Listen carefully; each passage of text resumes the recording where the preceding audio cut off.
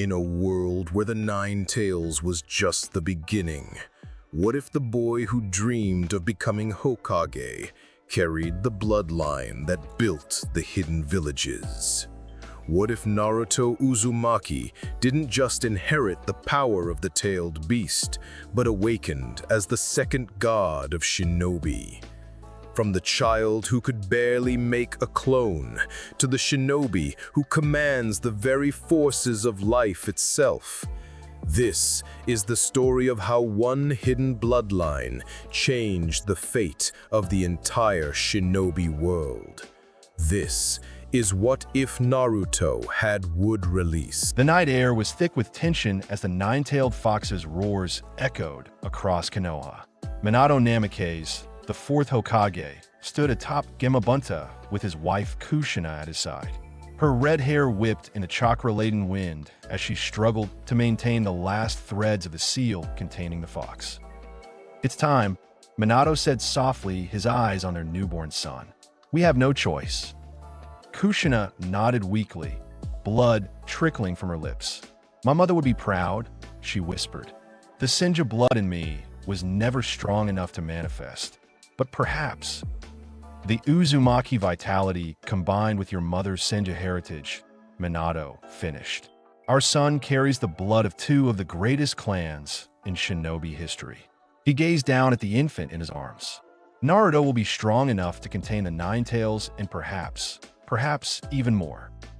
As the sealing jutsu began, neither parent could have known just how prophetic those words would be. The beast's chakra flowed into the infant, its consciousness raging against confinement once more.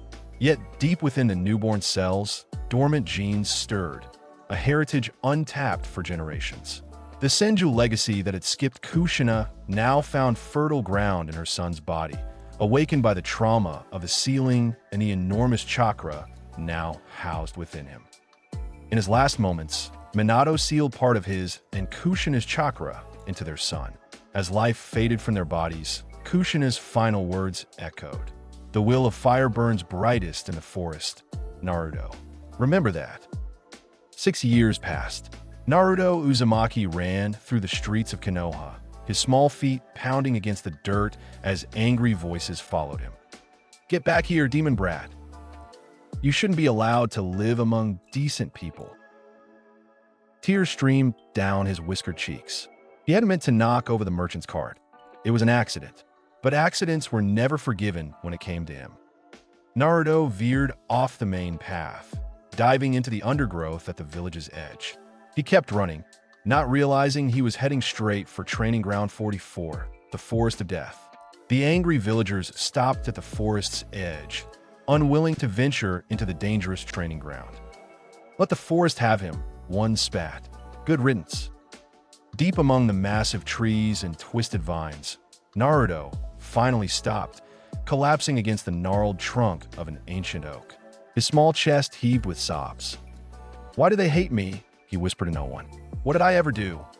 Inside the seal, the nine-tailed fox stirred. Normally, he took pleasure in his host's suffering, but something about the forest around them caused him to pause. There was a familiar energy here, resonating with something dormant within the boy. A low growl interrupted Naruto's tears. He looked up to see glowing eyes in the underbrush, a massive tiger, one of the forest's many predators. Before he could scream, the beast lunged. "Help!" Naruto cried, throwing his arms up in a futile gesture of protection. What happened next would change his life forever. The ground beneath him trembled. The tree at his back seemed to groan, and suddenly wooden branches burst from the earth around him, forming a protective cage. The tiger slammed against the wooden barrier, snarling in confusion. More branches erupted, wrapping around the beast and flinging it back into the forest. Inside Naruto, the Nine-Tails' eyes widened in shock. "Impossible," the beast growled. "That power! Hashirama!" Naruto stared at his hands in wonder as the wooden branches began to retreat. Did I do that?" he whispered. He reached out toward a nearby sapling, and to his amazement, it responded, growing rapidly until it stood twice his height. A smile of pure joy spread across his face. "This is so cool." The tiger, however, wasn't done. It circled back, joined by two more predators drawn by the commotion. Naruto's momentary elation vanished as fear returned. "Go away," he shouted, instinctively pushing his hands forward.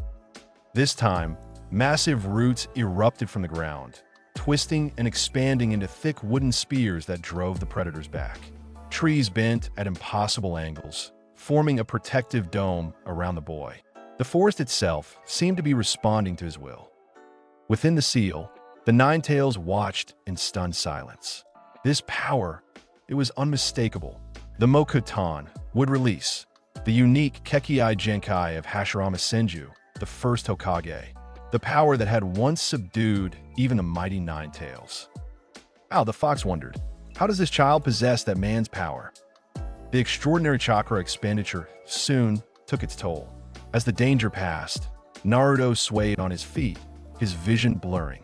"Tree powers," he mumbled before collapsing onto the forest floor, a smile still on his face. For the first time since being sealed, the nine-tailed fox did something unexpected. Rather than relishing his host's vulnerability, he reached out through the seal, pulling the boy's consciousness into the mindscape. Naruto found himself standing in ankle-deep water in a massive chamber. Before him loomed enormous bars, and behind them, two glowing red eyes. "Where am I?" he stammered. "Who are you?" "I'm the nine-tailed fox," the beast rumbled, its massive form becoming visible in the dim light. "And you have his power. The power of the god of shinobi." "God of shinobi?" Naruto repeated, too confused to be properly afraid. "Hashirama Senju, the first Hokage," the fox said, leaning closer to the bars. "The only human I ever respected. And somehow, you possess his Mokuton," his would release. Naruto's eyes widened. "You mean what I did with the trees? That was the first Hokage's power." "Yes, a power I haven't seen since his death. A power that should be impossible for anyone else to wield." The fox's eyes narrowed. "Tell me, boy, what do you know of your mother?" "My mother?" Naruto's voice cracked. I don't know anything about her. Or my father. Old man Hokage says they died the night I was born." The fox fell silent, contemplating. Through Mito Uzumaki, his first Jinchūriki and Hashirama's wife, he had witnessed the full extent of the Mokuton's capabilities. If this boy truly possessed that power. "Listen carefully, Naruto Uzumaki," the fox finally said. "The power you displayed today is rare and dangerous, both to your enemies and to yourself if left uncontrolled. I can help you understand it." "You'd help me?" Naruto asked, suspicious but hopeful. "Why?" "Let's just say I have my reasons," the fox replied. "This power connects us in ways you cannot yet understand. But know this, if you die for misusing it, I die too. Self-preservation is motivation enough." In truth, the fox had more complex reasons. The appearance of wood release sparked memories of Hashirama, the only human who had ever treated him with something akin to respect. And deep within, a curiosity burned. What would become of a Jinchūriki who wielded both his power and Hashirama's legendary abilities? "I'll help you," Naruto declared, a determined glint in his eyes. "If I can learn to control this power, maybe people will stop hating me. Maybe they'll finally see me." The fox snorted. "Your optimism is nauseating. But very well. When you wake, return to this forest. It will respond to your chakra more readily than anywhere else in your village. We will begin there." Naruto nodded eagerly. "What should I call you? Do you have a name?" The fox stared at him for a long moment. "You may call me Kurama, but speak that name to no one else." "Kurama," Naruto repeated, smiling. "I'm Naruto, and I'm going to be Hokage someday. Believe it." As Naruto's consciousness faded back to the physical world, Kurama watched thoughtfully. "Kushina must have had Senju blood," he murmured to himself. "How ironic that her son would inherit the very power that once imprisoned me." The fox settled back in his cage. This development changed everything. For the first time in decades, he felt something other than hatred and rage, curiosity. The third Hokage, Hiruzen Sarutobi, paced his office anxiously. Naruto had been missing for hours, and the AMBU had just reported that he'd been seen heading toward the Forest of Death. Dispatch a search team immediately, he ordered. That forest is no place for a child. Before the ENBU could move, a Jonin appeared at the window. Lord Hokage, you need to see this. Hiruzen followed the Jonin to the edge of the forest. What he saw stopped him in his tracks. A section of the Forest of Death had changed. Trees had grown in unnatural patterns, forming what looked like protective barriers. Massive roots had erupted from the ground, and at the center of it all lay Naruto, unconscious but unharmed. Is this Mokuton? Hiruzen whispered, his old heart racing. It's not possible. As they approached, Naruto stirred, sitting up groggily. Old man, he called out when he spotted the Hokage. Did you see what I did? I made the trees protect me. Hiruzen knelt beside him, examining the boy carefully. Naruto, what happened here? With childish excitement, Naruto recounted his adventure. The villagers chasing him, the tiger attacking, and how he'd somehow made the trees come alive. He carefully omitted his conversation with Kurama, instinctively understanding it should remain secret. The Hokage's mind raced. Kushina's mother had been a distant Senju relative, but the bloodline had been thought too diluted to manifest any special abilities. Combined with Minato's exceptional chakra and the Nine Tails influence, could it have activated the dormant Mokuton genes? Naruto, Hiruzen said seriously, what you did is very special. The first Hokage was the only person who could control trees like this. It's called wood release. So I have the first Hokage's power. Naruto's eyes shone with excitement. That's awesome. But it must remain a secret for now, Hiruzen said firmly. If people knew you had this ability, it could put you in grave danger. But if people knew, they'd have to acknowledge me, Naruto protested. They would, but not all attention is good attention, Hiruzen explained gently. There are those who would seek to use you for this power. Promise me you'll only practice in secret and only tell those I approve. Naruto reluctantly agreed, not fully understanding but trusting the old man's wisdom. That night, after ensuring Naruto was safely home, Hiruzen summoned his most trusted AMBU. Place additional guards on Naruto, but with absolute discretion, and bring me every scroll and text related to Hashirama's Mokuton from the restricted archives. The implications were staggering.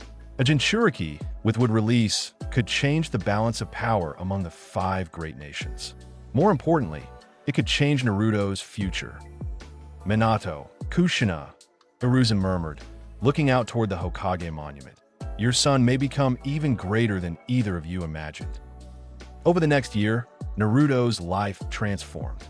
By day, he maintained his facade as the troublemaking prankster, deliberately hiding his growing abilities.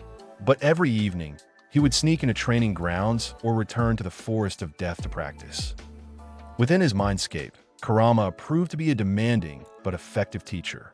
The fox had witnessed Hashirama's techniques through Mito's eyes and had a deep understanding of how Mokuton worked. Your chakra has 2 natures, Kurama explained during one training session. Earth and water, perfectly balanced and combined. Few shinobi ever master even one nature transformation before becoming Chunin. Yet you've been born with this combination. Naruto sat cross-legged in a small clearing, eyes closed in concentration. Around him, small saplings grew and retracted into the earth as he practiced chakra control. Why did the first Hokage have this power? Naruto asked. Hashirama was a freak of nature, Kurama replied bluntly. Even among the Senju, none before or after him could use Mokuton. Until you. Naruto opened his eyes, grinning. So I'm special too. Don't get cocky, Kurama growled. Your control is still pathetic. Now try again, but this time form a wooden clone. Naruto stood, forming the hand seal Kurama had taught him, which sprouted from his body, forming a rough, humanoid shape before collapsing into splinters. You're using too much chakra, Kurama admonished. Mokuton requires precision, not raw power. Feel the life in the wood, don't force it. By age 7, Naruto could create basic wooden structures and manipulate existing plants. By 8, he could form primitive wooden clones and grow massive roots from the ground. The old man Hokage occasionally watched his progress, providing scrolls with basic chakra control exercises that complemented Kurama's more practical instruction. What neither the Hokage nor Kurama anticipated was how the Mokuton training would affect Naruto's overall development. His chakra control, normally hampered by the Nine Tails' influence, improved dramatically as he learned to balance the precise requirements of wood release. His mind, stimulated by the complex visualizations needed for advanced techniques, became sharper and more strategic. Most significantly, the early acknowledgement of his special ability gave Naruto a foundation of self-worth that his canon counterpart lacked. While still craving broader recognition, he now possessed a secret confidence that changed how he interacted with the world. When Naruto entered the academy at age 8, he deliberately maintained his dead-last persona. It was partly strategic. The Hokage had impressed upon him the importance of keeping his abilities secret, but also because the role of class clown had become comfortable. "They still don't like me," Naruto confided to Kurama one night after a particularly difficult day at the academy. "Even though I'm stronger now." "Humans fear what they don't understand," Kurama replied. "And they don't understand you. The vessel of the Nine Tails, the heir to Mokuton. But power doesn't need to be liked, Naruto. It needs to be respected."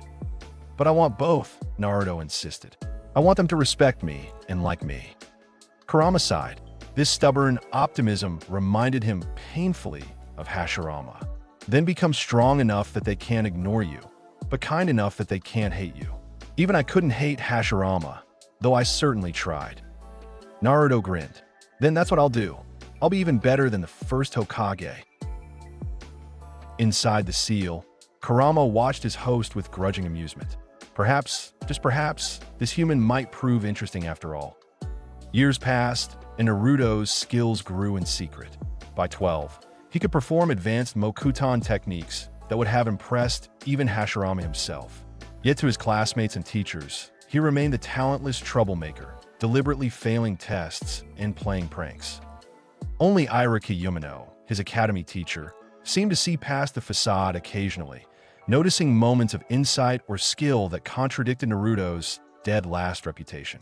But even Irika had no idea of the power Naruto concealed. Then came the night that would force Naruto's hand. Mizuki, another academy instructor, tricked Naruto into stealing the Scroll of Seals, claiming it was a special test to help him graduate after his third failure of the academy exam.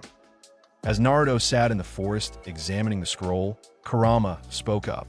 "This is no ordinary scroll, Naruto. These are forbidden techniques compiled by the Hokages themselves." Naruto's eyes widened as he unrolled it further. "Look, Kurama, there's a whole section on Mokuton techniques by the first Hokage." "Memorize them," Kurama commanded. "This is an opportunity we won't get again." For hours, Naruto studied the scroll, committing to memory every wood-release technique described.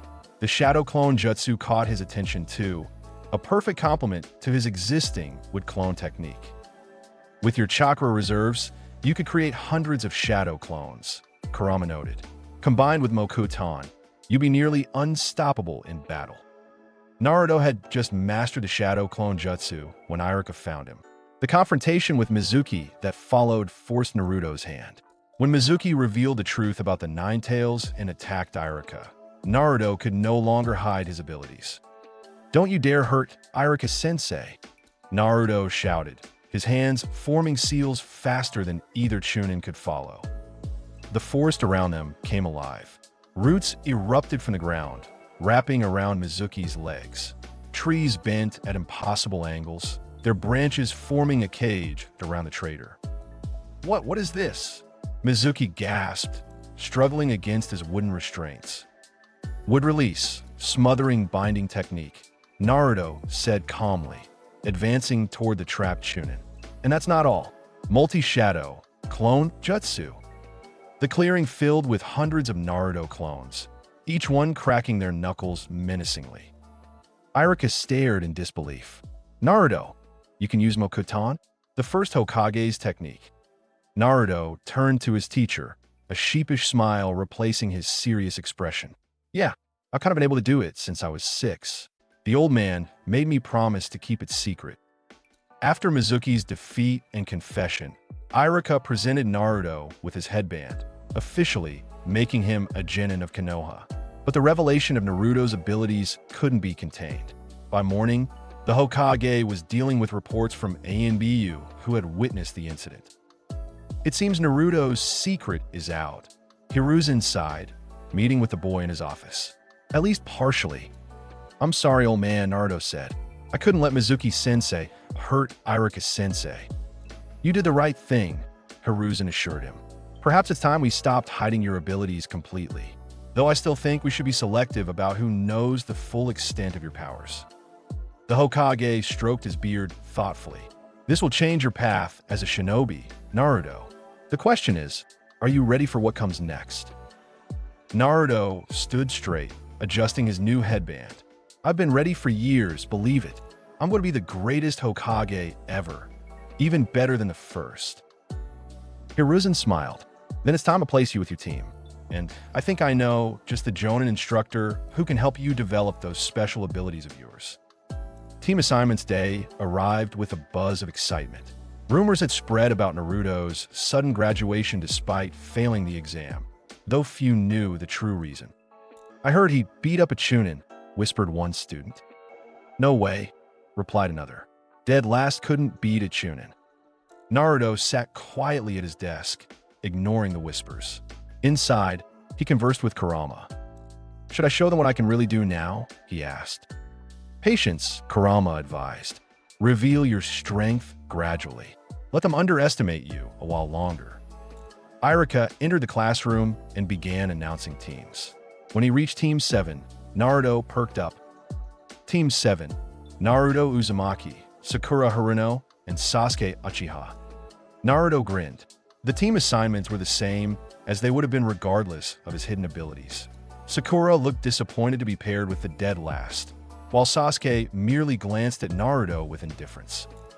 "Your Jonin instructor will be Kakashi Hatake," Iruka finished. Hours later, Team 7 still waited for their chronically late sensei to arrive. Naruto paced impatiently while Sasuke brooded and Sakura attempted to engage the Uchiha in conversation. "I'm going to teach him a lesson," Naruto declared, placing an eraser at the top of the door. "That's so childish," Sakura admonished, though inner Sakura cheered the prank on. "A Jonin won't fall for such a simple trap," Sasuke stated flatly. When Kakashi finally arrived and fell for the prank, Naruto laughed uproariously. The masked Jonin's visible eye crinkled in what might have been annoyance or amusement. "My first impression of you all," Kakashi drawled, "is that I don't like you. Meet me on the roof in 5 minutes." On the rooftop, after brief introductions where Naruto proclaimed his dream of becoming Hokage, Kakashi explained the real Genin test would take place the next day. "Oh, and don't eat breakfast," he added casually. "You'll throw up." As the others left, Kakashi called Naruto back. "The Hokage informed me of your special abilities," he said quietly. "I'm curious to see them in action tomorrow." Naruto grinned. "I won't disappoint you, Kakashi-sensei."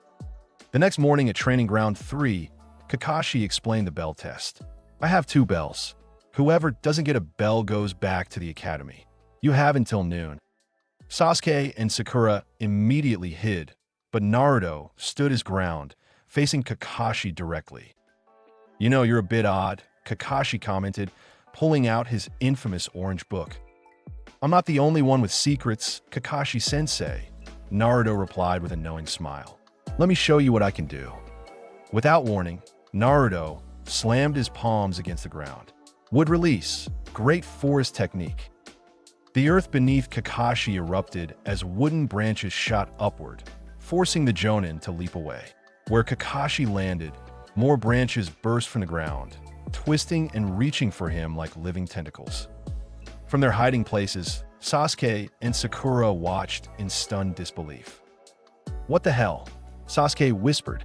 That's Mokuton, the first Hokage's technique." Kakashi's visible eye widened as he dodged another wave of wooden spikes. "Impressive, Naruto." The reports weren't exaggerated. "I'm just getting started," Naruto formed another seal. Would clone jutsu. 5 wooden clones emerged from Naruto's body, each solidifying into perfect copies. Unlike shadow clones, these wooden duplicates had enhanced durability.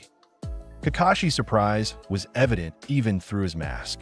He put away his book and raised his headband, revealing his Sharingan. I didn't think I'd need this so soon. The battle that followed was nothing like the original bell test.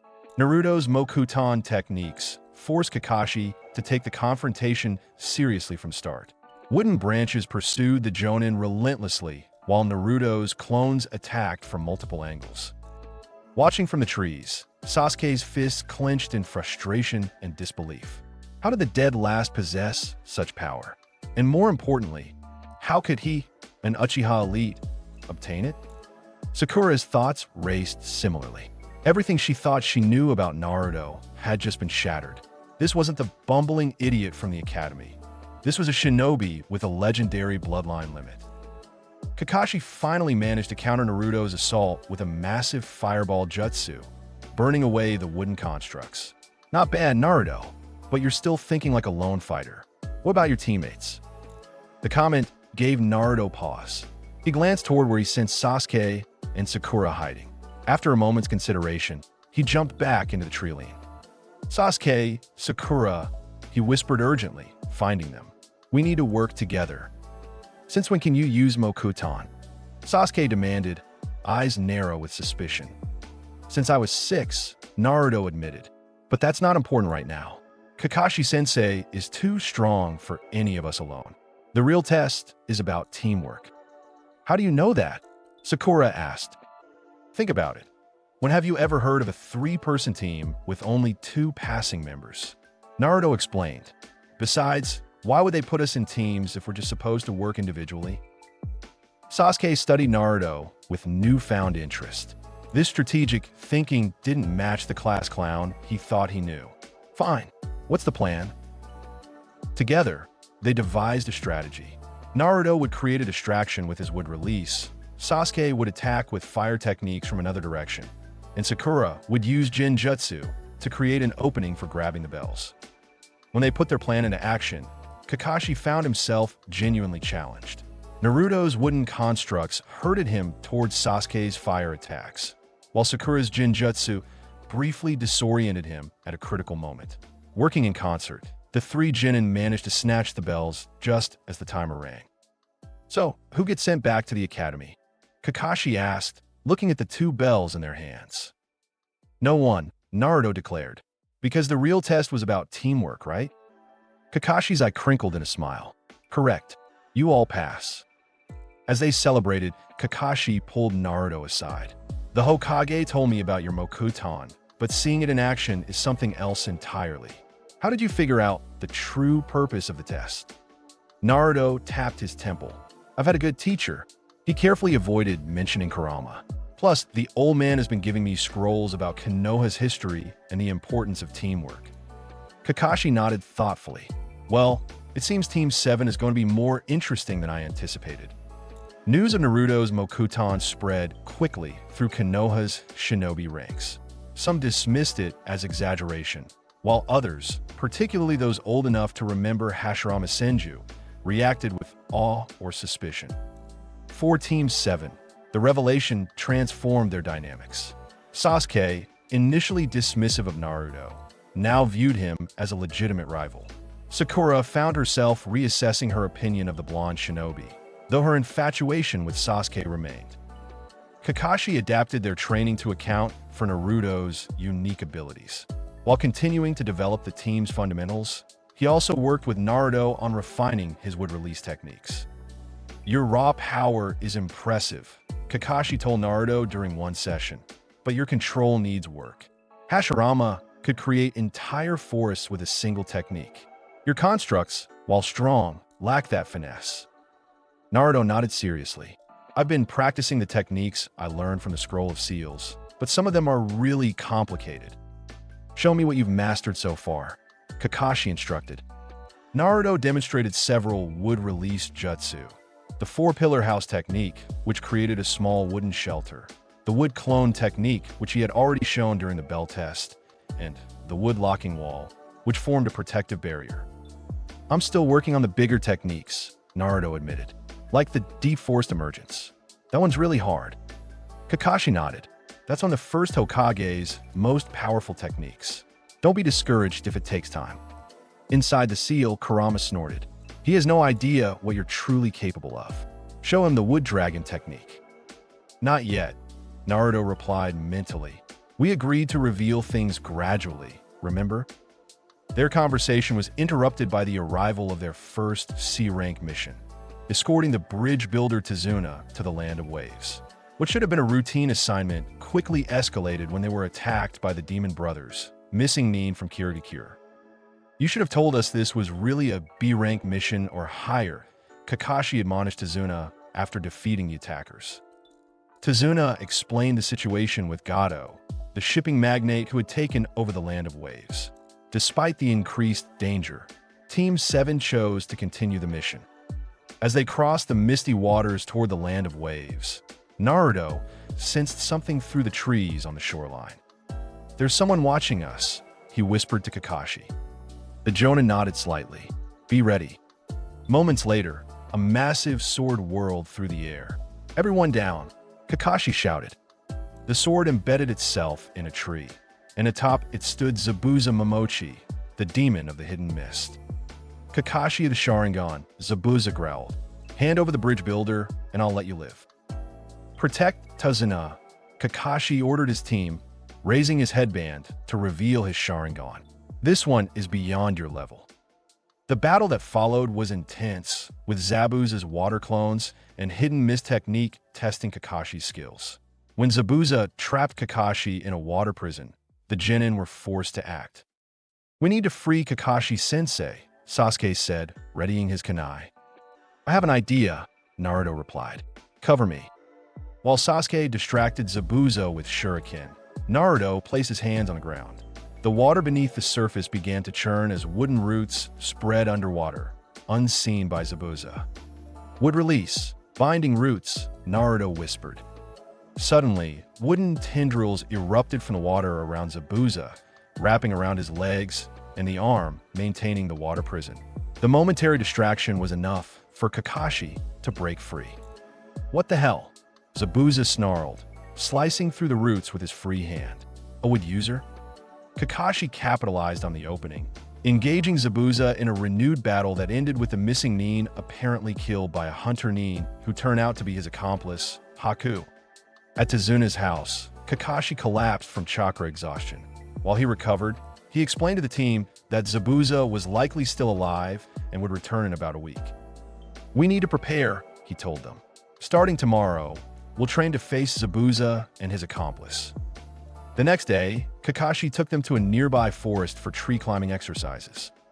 "Focus your chakra to your feet and use it to climb the tree without using your hands," he instructed, demonstrating by walking up a trunk.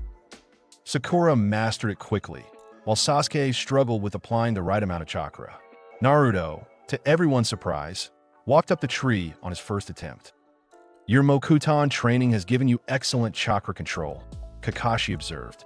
"Let's move you to the next exercise, water walking." While Sasuke continued practicing tree climbing with Sakura providing tips, Kakashi took Naruto to a nearby pond. "The principle is similar to tree climbing, but you have to constantly adjust your chakra output to match the moving surface," Kakashi explained. Naruto mastered this exercise quickly as well, impressing his teacher. "Since you've got the basics down, let's work on something more advanced," Kakashi suggested. "Have you ever tried combining your Mokuton with water walking?" "You mean like growing trees from underwater?" Naruto asked. "Exactly. The First Hokage could create entire forests even in the middle of lakes or oceans. It requires precise control of both water and earth chakra simultaneously." For the next several days, while helping guard Tazuna at the bridge, Naruto practiced this technique during breaks. By the time Zabuza recovered, Naruto could grow substantial wooden structures directly from bodies of water. The final confrontation on the bridge came amid a thick mist. Haku trapped Sasuke in his crystal ice mirrors technique, while Kakashi faced off against Zabuza. Naruto had been left behind at Tazuna's house, but arrived just in time to see Sasuke struggling against Haku's overwhelming speed. "I need to help him," Naruto said to Kurama. "Then stop holding back," the fox replied. "Show them what you're truly capable of." Naruto entered the Ice Mirror Dome, initially trying to help Sasuke from inside. When this proved ineffective, with both boys taking multiple Senbon strikes, Naruto changed tactics. "Sasuke, cover me for just 10 seconds, he said. "What are you planning?" Sasuke asked, breathing heavily. "Something big." Sasuke nodded, his newly awakened Sharingan tracking Haku's movements as best he could. Naruto dropped to one knee, placing both palms on the bridge surface. "Wood release, deep forest emergence," he whispered. The bridge beneath them groaned. Massive wooden roots burst through the concrete, growing and expanding at an astonishing rate. The roots wrapped around Haku's ice mirrors, constricting until cracks appeared across their surfaces. "Impossible," Haku gasped as his mirrors shattered. The forest continued to grow, massive trees erupting from the bridge and spreading outward. The mist dispersed as the rapidly growing forest changed the local environment. Even Zabuza paused his battle with Kakashi to stare in disbelief. What is this power? With Haku's technique broken, Naruto and Sasuke pressed their advantage.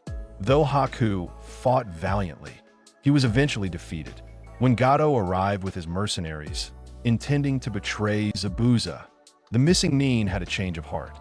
With Naruto's wood release helping to defend the bridge workers, Zabuza and Kakashi made short work of Gato and his men. In the aftermath, as they prepared to return to Konoha, Tazuna approached Naruto.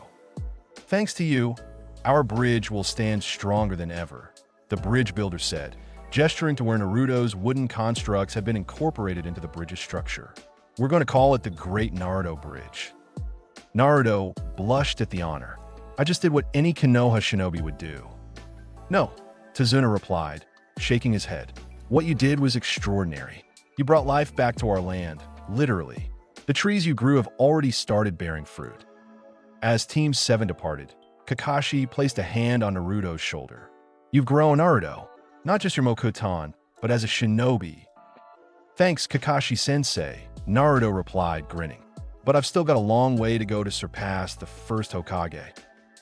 "Perhaps not as long as you think," Kakashi mused, recalling the forest Naruto had created on the bridge. "That technique you used. Even I've never seen Mokuton of that scale, except in historical accounts of Hashirama himself." News of Team 7's mission and Naruto's display of Mokuton reached Konoha before they did. When they returned, they found themselves the subject of much attention. The Hokage summoned them immediately for a detailed report. "Creating an entire forest on the bridge?" Hiruzen repeated, eyes wide. "Naruto, that's a technique that even Hashirama rarely used due to its chakra requirements." Naruto scratched the back of his head sheepishly. "I didn't really think about it, old man. I just needed something powerful enough to break those ice mirrors." The Hokage mused. "It seems your control over Mokuton is developing faster than anticipated. This could change our plans for the upcoming Chunin exams." "Chunin exams?" Sakura asked. "Yes," Hiruzen nodded. "They'll be held in Konoha this year, and I had planned to allow your team to participate despite your inexperience. With Naruto's progression, I'm even more confident in that decision." After being dismissed, Team 7 went their separate ways. Sasuke, still processing Naruto's display of power, headed to his clan compound to train.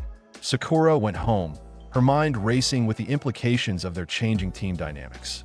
Naruto, however, was intercepted by an unexpected figure. "Naruto Uzumaki," said a deep voice from the shadows of an alley. "I've been waiting to meet you." A man with long dark hair and pale, pupil-less eyes stepped forward. Naruto recognized him immediately. "You're Hayashi Hyuga, Hinata's father," he said cautiously. "Indeed. Walk with me." As they strolled through a quieter part of the village, Hayashi spoke carefully. "Word of your abilities has reached the clan heads. The reappearance of Mokuton has political implications." "Political implications?" Naruto repeated, confused. The Senju clan founded this village alongside the Uchiha, Hayashi explained. But while the Uchiha survived until recently, the Senju bloodline was thought to have thinned to extinction. Your emergence as a wood release user suggests otherwise. My mom was part Senju, Naruto said quietly. The old man told me her mother was a distant relative of the First Hokage. Hayashi nodded. That explains it. And it means you represent not only the legacy of the First Hokage, but potentially a revival of the Senju clan itself. I never thought about it that way, Naruto admitted. You should, Hayashi advised. In the shinobi world, bloodlines and heritage carry weight. Your unique position as both a Jinchūriki and a Mokuton user makes you politically significant. The conversation gave Naruto much to think about.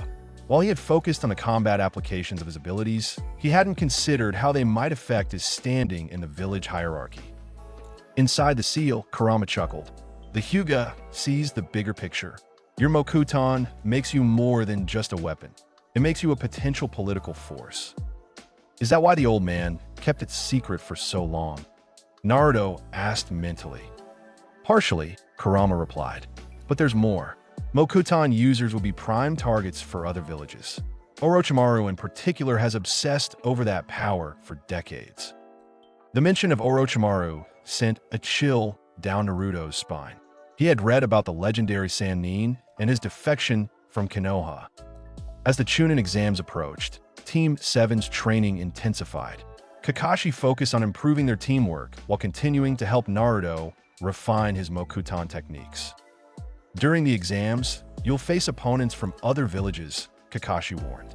Some may specifically target you, Naruto, if word of your abilities has spread. Let them come, Naruto replied confidently. I'm not hiding anymore. The day before the exams, Naruto encountered 3 Sanjinin while defending Konohamaru from a bully. One of them, a redhead carrying a gourd, stared at Naruto with intense interest. Mother says your blood is special, the boy said cryptically. She wants it. And you are? Naruto asked, unsettled by the strange statement. I am Gaara of the desert. You're Naruto Uzumaki, the wood user. Inside the seal, Kurama stirred. Be careful, Naruto. That boy is a Jinchūriki like you. He contains Shikaku, the one tail. Another Jinchūriki?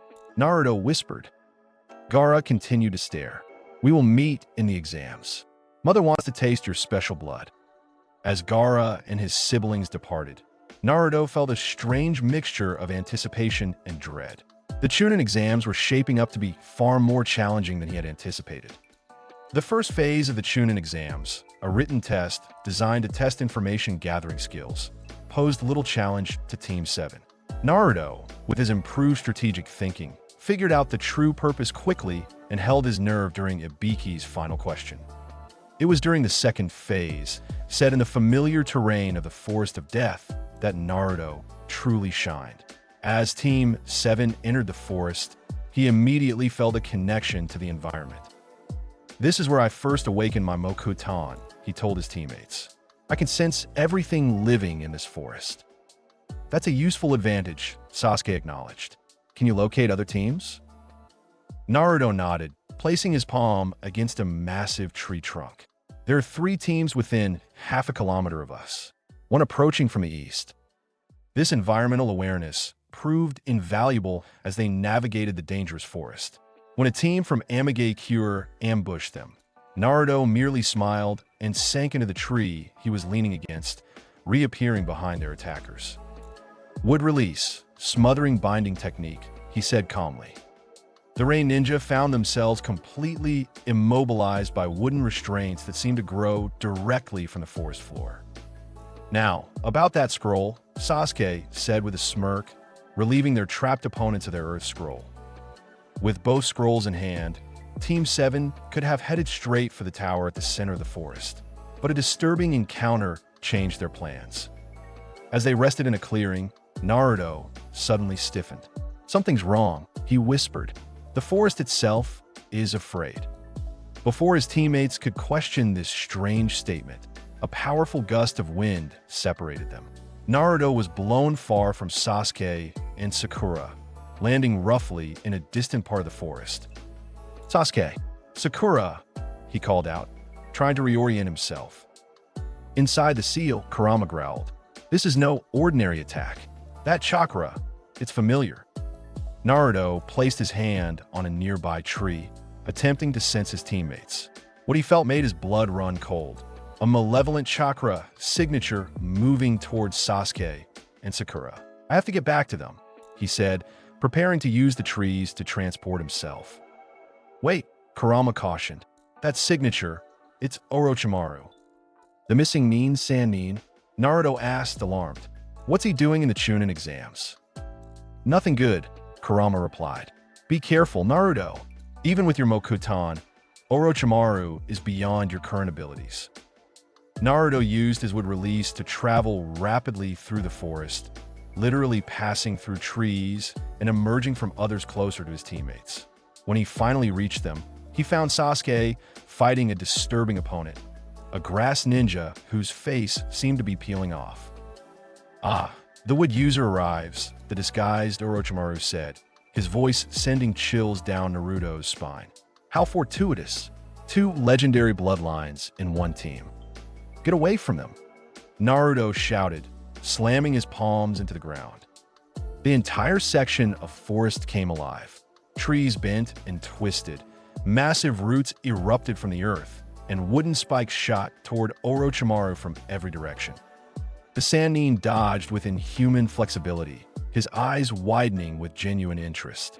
Impressive, not quite Hashirama's level, but remarkable for one so young. "Naruto, be careful," Sakura called out. "He's not a normal genin." "I know," Naruto replied grimly. "He's Orochimaru of the Sannin." The disguised Orochimaru laughed, peeling away more of his false face. "Well-informed as well. You are full of surprises, Naruto-kun." What followed was a desperate battle.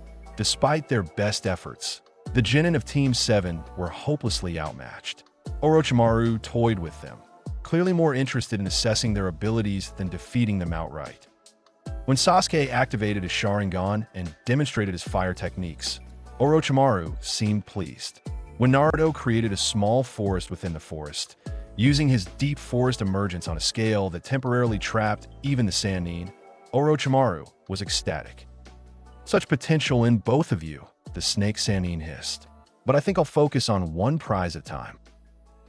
Before they could react, Orochimaru's neck extended unnaturally, and he bit Sasuke on the neck, leaving a strange mark. Sasuke collapsed, screaming in pain. "What did you do to him?" Naruto demanded, wooden spikes erupting from his forearms as he charged. "I gave him a gift," Orochimaru replied, easily evading Naruto's attack. "As for you, young Senju, we'll have our time later. Your Mokuton is still developing, and I'm a patient man." With those ominous words, Orochimaru sank into the ground and disappeared. Naruto and Sakura rushed to Sasuke, who was unconscious and feverish, the strange mark on his neck pulsing with malevolent energy. "We need to get him to safety," Sakura said urgently. Naruto nodded, placing his hands on the ground. Wood release, 4-pillar house technique. A small wooden shelter emerged from the forest floor, providing them protection while Sasuke recovered. Inside, Naruto created a simple bed from softer woods, where they laid their teammate. "What was that mark he put on Sasuke?" Sakura asked worriedly. "I don't know," Naruto admitted, "but Kurama might." He had never openly referenced the Nine Tails to his teammates before, and Sakura looked at him in shock. You talked to the Nine Tails?" Naruto sighed. After Mizuki's revelation, he knew his teammates were aware of his Jinchūriki status, but he hadn't discussed it with them. "Yes, we've had an understanding for years. He's been helping me with my Mokuton training." Inside the seal, Kurama growled, "Tell her about the curse mark. It's a corrupted form of sage chakra that Orochimaru uses to control his followers." Naruto relayed this information to Sakura, whose concern only deepened. "Can we remove it?" she asked. "Not easily," Naruto replied, recalling what Kurama had told him, "but I might be able to suppress it temporarily." Placing his hand on Sasuke's curse mark, Naruto channeled his Mokuton chakra. Wooden tendrils grew from his palm, wrapping around the mark and seeming to calm its pulsing energy. This should help until we can get him proper treatment, Naruto explained. The wood release has natural properties that can suppress certain types of chakra. For the next day, they remained in the wooden shelter, taking turns watching over Sasuke. When he finally regained consciousness, they explained what had happened. Orochimaru, Sasuke muttered, touching the now dormant curse mark. He said he could give me power to kill Itachi. At what cost? Naruto asked seriously. That mark is dangerous, Sasuke. It's meant to corrupt and control you. Sasuke didn't reply, but his expression was troubled. With their teammate recovered enough to travel, Team 7 made their way to the central tower, completing the second phase of the exams. The preliminary matches that followed allowed each member of Team 7 to showcase their abilities. Sasuke, despite the curse mark's influence, defeated his opponent using techniques he had copied with his Sharingan. Sakura fought Ino to a draw in a battle of wills in Jinjutsu. Naruto's match against Kiba Inuzuka demonstrated how far he had come from his academy days. When Kiba and Akamaru attacked with their Fong over Fong technique, Naruto didn't dodge. Instead, he created a wood clone that took the hit while he sank into the arena floor. Where did he go? Kiba wondered, sniffing the air. His answer came when wooden bindings erupted from beneath him, wrapping around both him and Akamaru. Yield, Naruto said calmly, emerging from the floor like a ghost rising through solid matter. You can't break those bindings. After a few futile struggles, Kiba reluctantly conceded. The audience, particularly the visiting ninja from other villages, watched with intense interest. A Mokuton user, previously thought to be an ability unique to Hashirama Senju, was a significant development in the shinobi world. With the preliminary matches concluded, the finalists were given a month to prepare for the tournament. Naruto found himself approached by an unlikely mentor, Jiraiya of the Sannin. "So you're the kid everyone's talking about," the white-haired sage said, studying Naruto with obvious interest. "The new would release user. And you're the pervy sage who writes those books Kakashi-sensei is always reading," Naruto replied with a grin. Jiraiya sputtered indignantly before laughing. "You've got your mother's mouth, that's for sure. Speaking of which, I knew your parents." This immediately captured Naruto's attention. "You did? Who were they?" "The old man never tells me much." "That's a conversation for another time," Jiraiya said, suddenly serious. "Right now, I'm more interested in your training. How would you like to learn from one of the legendary Sannin?" Naruto agreed enthusiastically, and thus began an intense month of training. Jiraiya was particularly interested in how Naruto's Mokuton interacted with the Nine-Tails chakra. Hashirama's wood release had special properties for controlling tailed beasts, Jiraiya explained. "Have you experienced anything like that?" Naruto glanced inward, where Kurama listened with interest. "Not exactly controlling," he replied carefully. "But Kurama, the Nine-Tails, seems to respect the Mokuton. We've had a partnership since I first awakened it." Jiraiya raised an eyebrow. "A partnership? With the Nine-Tails? Is that strange?" "Kid, most Jinchūriki spend their lives fighting their tailed beasts for control. A partnership is unheard of." This revelation gave Naruto pause. He had always assumed his relationship with Kurama was normal for a Jinchūriki. Inside the seal, Kurama snorted. "Normal? Nothing about you is normal, Naruto. Most Jinchūriki don't have Mokuton either." During their training, Jiraiya introduced Naruto to the Rasengan, the fourth Hokage's signature technique. What surprised the Sannin was how quickly Naruto grasped the concept. "Your chakra control is remarkable for someone with your reserves," Jiraiya commented as Naruto mastered the second stage within days. "Is that because of the Mokuton?" Naruto nodded. "Wood release requires really precise control. I've been practicing since I was 6.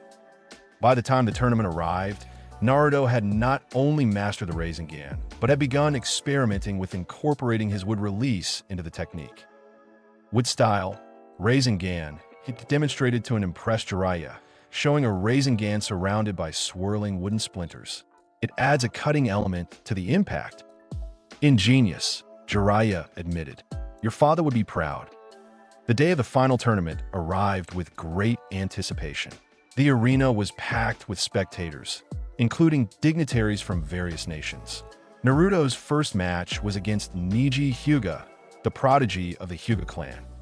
Fate has determined that you will lose today, Neji declared as they faced each other in the arena, no matter what unusual abilities you possess. Naruto smiled. If I believed in fate, I'd never have made it this far. Let me show you why. The battle began with Neji charging forward, his Byakugan active and his gentle fist style targeting Naruto's chakra points. To everyone's surprise, Naruto made no move to dodge, allowing Neji to land a direct hit to his chest. It's over, Neji stated confidently. His confidence faltered when Naruto's body transformed into a wooden statue, which promptly wrapped around Neji's striking arm. Would clone, the real Naruto explained, rising from the ground behind Neji. It doesn't rely on chakra circulation like a normal clone. What followed was a demonstration of Naruto's tactical evolution. Rather than overwhelming Neji with power, he systematically countered the Hyuga's techniques. When Neji used his 8 trigrams palm rotation, Naruto responded by growing roots beneath the arena floor that erupted just outside Neji's defensive sphere, waiting for the rotation to end before binding him. When Neji broke free and used his 8 trigrams 64 palms, Naruto created a wood clone for each strike, each one capturing a portion of Neji's attack sequence before the Hyuga realized what was happening. Impossible, Neji gasped, finding himself surrounded by wood clones, each holding one of his arms or legs in a precise position.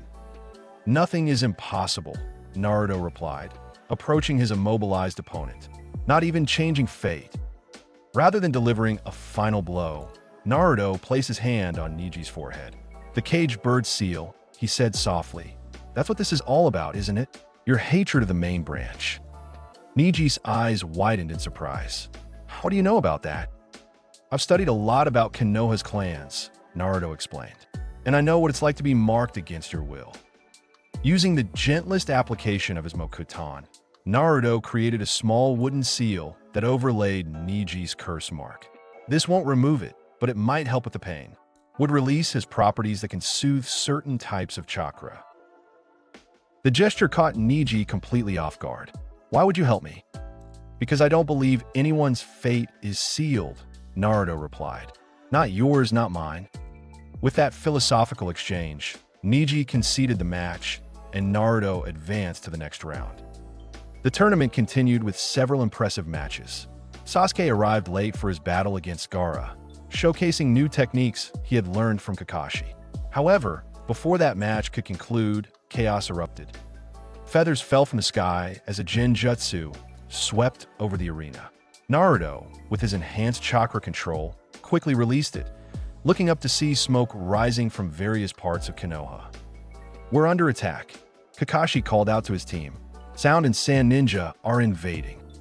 What followed was the Konoha Crush, a joint invasion by Orochimaru's Sound Village and the Sand Village.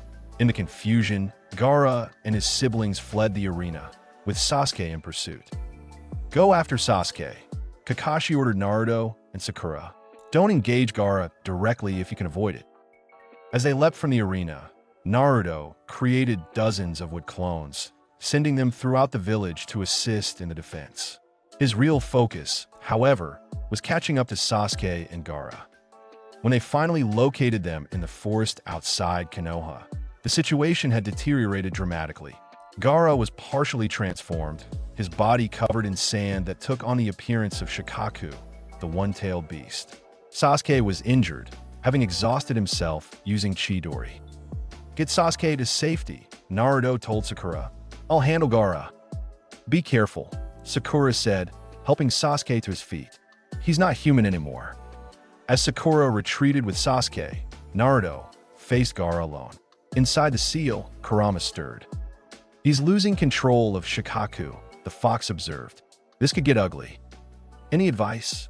Naruto asked. Your Mokuton. Hashirama used it to subdue tailed beasts. Focus on restraining him rather than attacking directly. Naruto nodded, placing his hands on the forest floor. Wood release, deep forest emergence. The entire area transformed as massive trees erupted from the ground, encircling Gaara and creating a dense woodland. The trees grew with astonishing speed, their branches reaching for the partially transformed Jinchūriki. "What is this power?" Gaara screamed, his voice distorted by Shikaku's influence. "Mother is afraid." "This is the power of the First Hokage," Naruto replied calmly, walking forward as the forest parted before him. "The power that tamed the tailed beasts." Inside Gaara, Shikaku raged against the encroaching wood. The One Tail remembered this power, the power that had once bound him and his siblings, forcing them into human vessels. As the wooden branches wrapped around Gaara, suppressing Shikaku's chakra, Naruto approached his fellow Jinchūriki. "I understand your pain, Gaara," he said softly. "The loneliness of being a vessel, the hatred of others, but it doesn't have to define you." "What do you know of my pain?" Gaara snarled, struggling against his wooden restraints. "I'm like you," Naruto replied, lifting his shirt to reveal the seal on his stomach. "I contain the nine-tailed fox, but I found people who acknowledged me, who saw me as more than just a monster." This revelation stunned Gaara into momentary silence. Another Jinchūriki, but one who wasn't consumed by hatred and loneliness. Using this opening, Naruto placed his palm on Gaara's forehead. Through his Mokuton, he channeled calming energy directly into Gaara's seal, temporarily suppressing Shikaku's influence. The sand fell away, revealing Gaara's vulnerable human form. "How are you so strong?" he whispered. "Because I don't fight for myself alone," Naruto answered. "I fight to protect those precious to me. That's what gives me strength." This concept, fighting for others rather than oneself, was revolutionary to Gaara. As his siblings arrived to retrieve him, he looked at Naruto with new understanding. "Naruto Uzumaki," he said quietly, "our paths will cross again." While Naruto's confrontation with Gaara was ending peacefully, elsewhere in Konoha, tragedy struck. The third Hokage, facing his former student Orochimaru, sacrificed his life using the Reaper Death Seal. In the aftermath of the invasion, Konoha began the process of rebuilding. The death of the third Hokage left a void in leadership that needed to be filled. During a council meeting, Jiraiya proposed a solution. "We need Tsunade," he stated. "She's the only one with both the strength and the lineage to take on the role of fifth Hokage." "Tsunade has been absent from the village for years," Danzo objected, "and she has shown no interest in returning." "Which is why I'll go find her and convince her," Jiraiya replied. "And I'm taking Naruto Uzumaki with me." This declaration caused murmurs among the council members. One elder spoke up, "The Uzumaki boy? Why him specifically?" Jiraiya smiled knowingly. "Because if anyone can change Tsunade's mind, it's him. Besides, there's a family connection that might help." And so, days later, Naruto found himself traveling with Jiraiya in search of Tsunade. As they journeyed, the Sannin continued Naruto's training, particularly focusing on the Rasengan. "Why is finding Tsunade so important?" Naruto asked as they walked. "Besides needing a new Hokage," Jiraiya replied, "Tsunade is the world's greatest medical ninja. Sasuke's curse mark needs attention, and there are other injuries from the invasion that could use her skills." "You mentioned a family connection," Naruto prompted. "What did you mean?" Jiraiya glanced at his young companion. "Tsunade is the granddaughter of Hashirama Senju, the first Hokage. Given your Mokuton, there's a distant relation there." This revelation excited Naruto. "So she's like my great-aunt or something?" "More like a very distant cousin, but close enough," Jiraiya chuckled. "Don't expect a warm family reunion, though. Tsunade has issues with Konoha and the role of Hokage." They eventually tracked Tsunade to a gambling town, finding her in a bar with her assistant Shizune. The blonde Sannin was immediately suspicious of their appearance. "Whatever you want, the answer is no," she declared before Jiraiya could even make his pitch. "The village needs you, Tsunade," Jiraiya said seriously. "Sarutobi-sensei is dead, and the council has nominated you as the fifth Hokage." Tsunade scoffed, taking another drink. The position of Hokage is a fool's job. My grandfather, granduncle, your student, Tsurutobi sensei, all of them died for the village. Why would I want to join that list? Naruto, who had been quiet until now, slammed his hand on the table. Don't you dare insult the Hokages. They gave their lives protecting people they cared about. Tsunade turned her attention to Naruto, noticing him properly for the first time. And who's this brat? Your new apprentice. This is Naruto Uzumaki, Jiraiya introduced, and he has something I think you'll find interesting. With a nod from Jiraiya, Naruto placed his palm on the table. Slowly, wood grains spread from his hand, transforming the table's surface into a small bonsai tree that grew right before their eyes. Tsunade's eyes widened in shock. Mokuton, she whispered. That's impossible. That bloodline died with my grandfather. Apparently not, Jiraiya replied. Naruto's mother was Kushina Uzumaki, who had Senju blood through her maternal line. The Mokuton gene remained dormant until Naruto. Tsunade stared at the wooden creation, memories of her grandfather flooding back. She reached out tentatively, touching the small tree with trembling fingers. It's really Mokuton, she confirmed, her medical expertise allowing her to sense the unique chakra signature. How long have you been able to do this? Since I was 6, Naruto replied, and I'm going to use it to protect Konoha as Hokage someday. Believe it. Tsunade's expression hardened. Such naivety. The title of Hokage is a death sentence. Maybe, Naruto conceded, but it's also a promise to protect everyone in the village. That's why your grandfather founded Konoha in the first place, right? To protect what was precious to him. His words struck a chord with Tsunade, though she tried not to show it.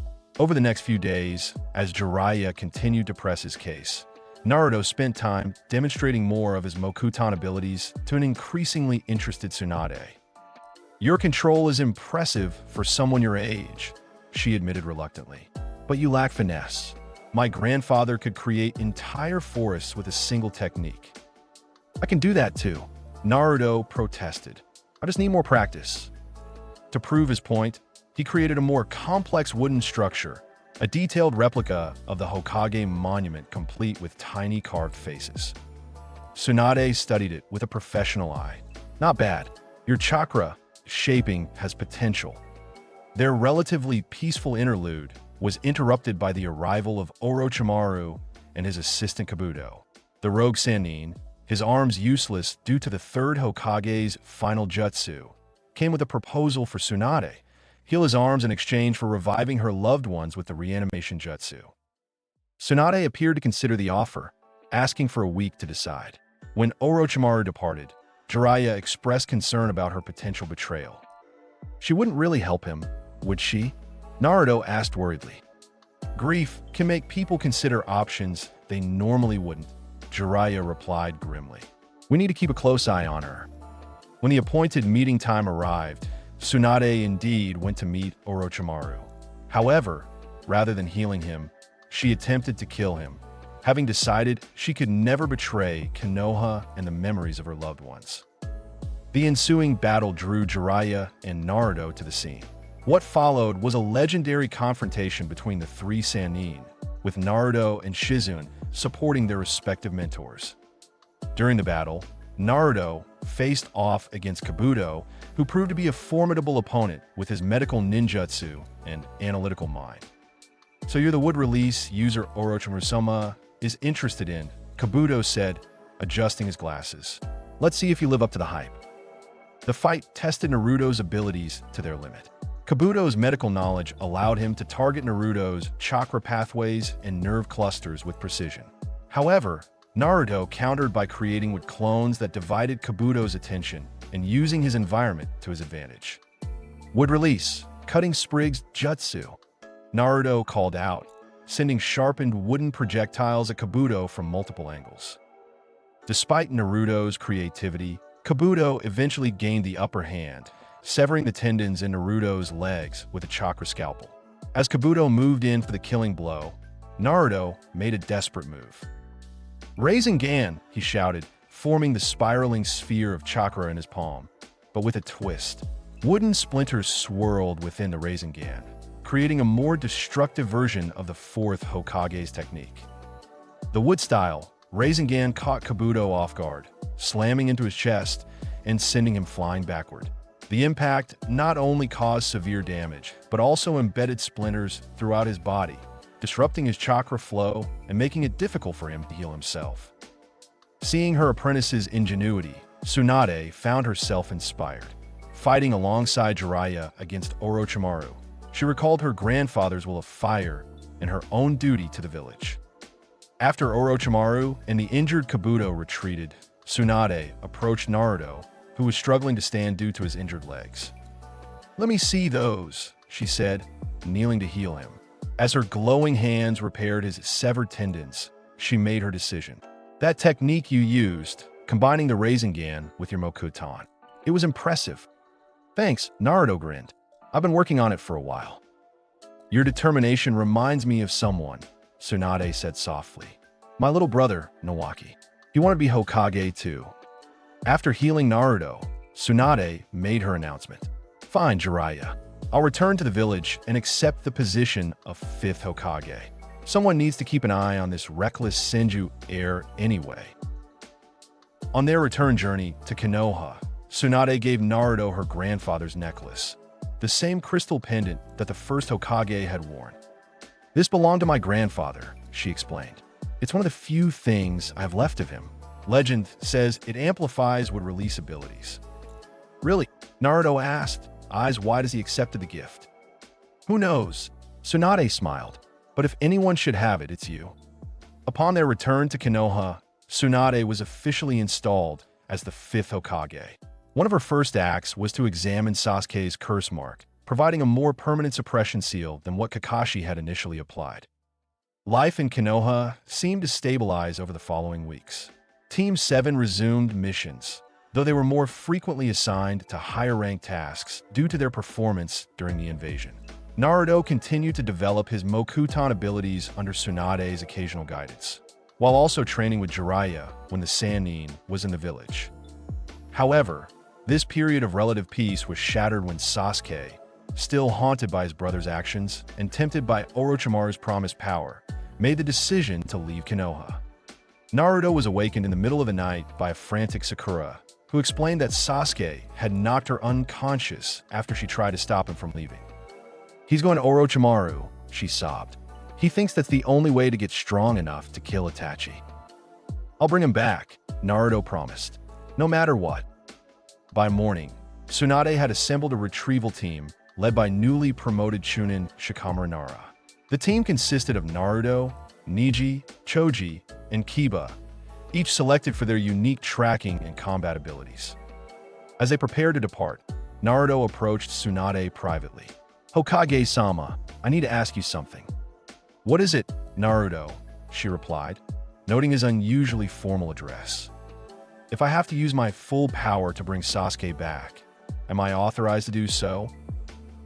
Tsunade understood the implication.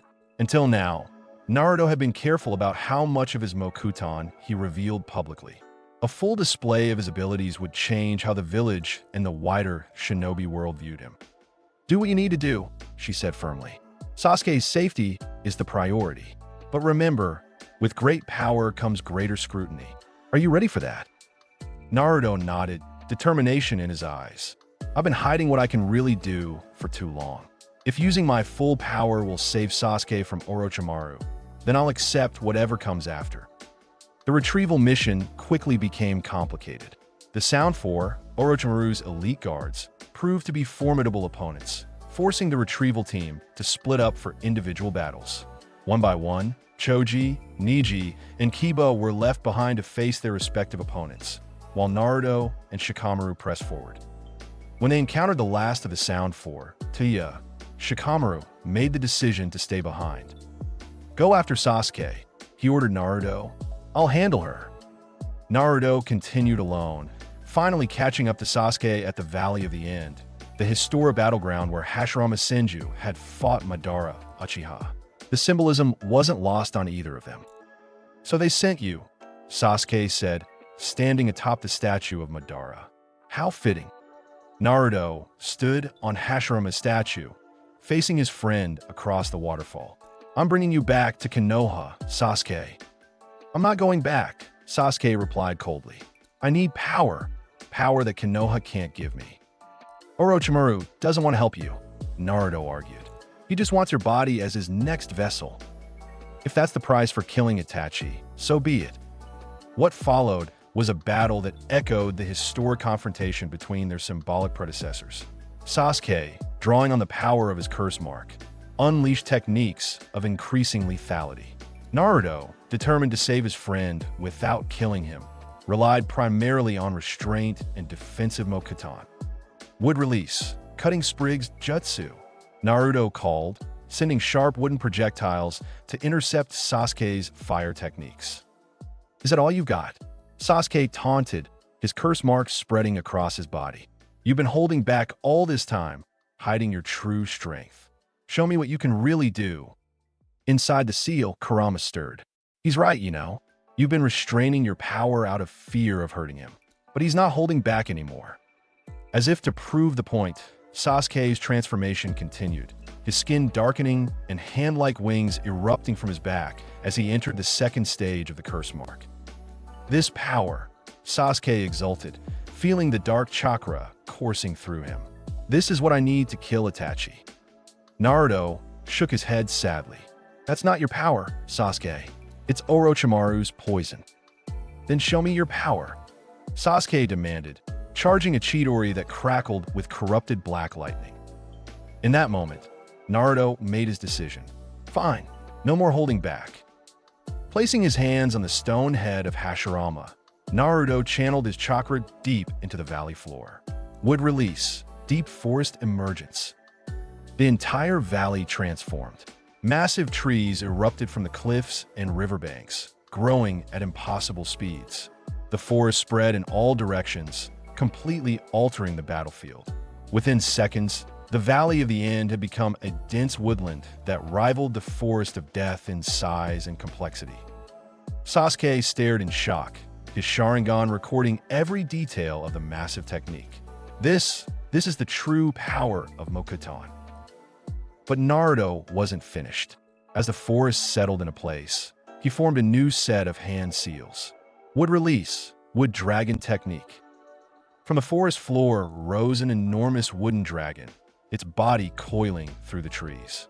The construct, easily the size of Manda, Orochimaru's snake summon, fixed its wooden eyes on Sasuke. "This is one of the first Hokage's most powerful techniques," Naruto explained, standing atop the dragon's head. He used it to capture the tailed beasts. The dragon lunged forward with astonishing speed. Sasuke barely managed to dodge, his curse mark-enhanced reflexes saving him from immediate capture. But the wooden beast was relentless, pursuing him through the newly created forest. As they battled through the dense woodland, Sasuke realized he was at a severe disadvantage. The entire environment was under Naruto's control. Trees bent to block his path, roots erupted to trip him, and branches reached out to snare him at every turn. "Fight me directly," Sasuke demanded, frustrated by the environmental manipulation. "This is me fighting directly," Naruto replied, his voice seeming to come from the forest itself. Mokuton isn't just about creating wood, it's about connecting with nature. Desperate to regain the advantage, Sasuke gathered his chakra for his strongest technique. Chidori. The black lightning in his hand intensified as he charged toward the wooden dragon. His attack pierced the construct, but to his horror, the wood simply regrew around his arm, trapping it. "It's over, Sasuke," Naruto said, appearing from within the dragon's body. "Come back to Konoha with me." "Never," Sasuke snarled, his free hand forming seals for a fire technique. Before he could complete it, wooden restraints emerged from the dragon, binding his remaining arm and legs. More wood wrapped around his torso, completely immobilizing him. "I don't want to hurt you," Naruto said softly. "You're my friend." Something in Sasuke snapped at those words. With a roar of rage and determination, he channeled the curse mark's power to its limit. Dark energy exploded outward, shattering the wooden restraints and freeing him from the dragon's grasp. I am an avenger, Sasuke shouted, his voice distorted by the transformation. I will sever all bonds that hold me back. With renewed fury, he attacked Naruto directly. The battle intensified as both combatants unleashed their most powerful techniques. Sasuke's fire jutsu set portions of the forest ablaze, while Naruto countered with water and earth techniques to complement his Mokuton. As the fight reached its climax, they prepared their ultimate attacks. Sasuke formed another Chidori, pouring all his remaining chakra into the technique. Naruto created his wood style, Rasengan, the spiraling sphere surrounded by sharp wooden splinters. This ends now, they shouted simultaneously, charging toward each other. The collision of their techniques created a massive shockwave that leveled a portion of the forest. Trees were uprooted, water from the river was thrown skyward, and the statues of Hashirama and Madara were further damaged by the fallout.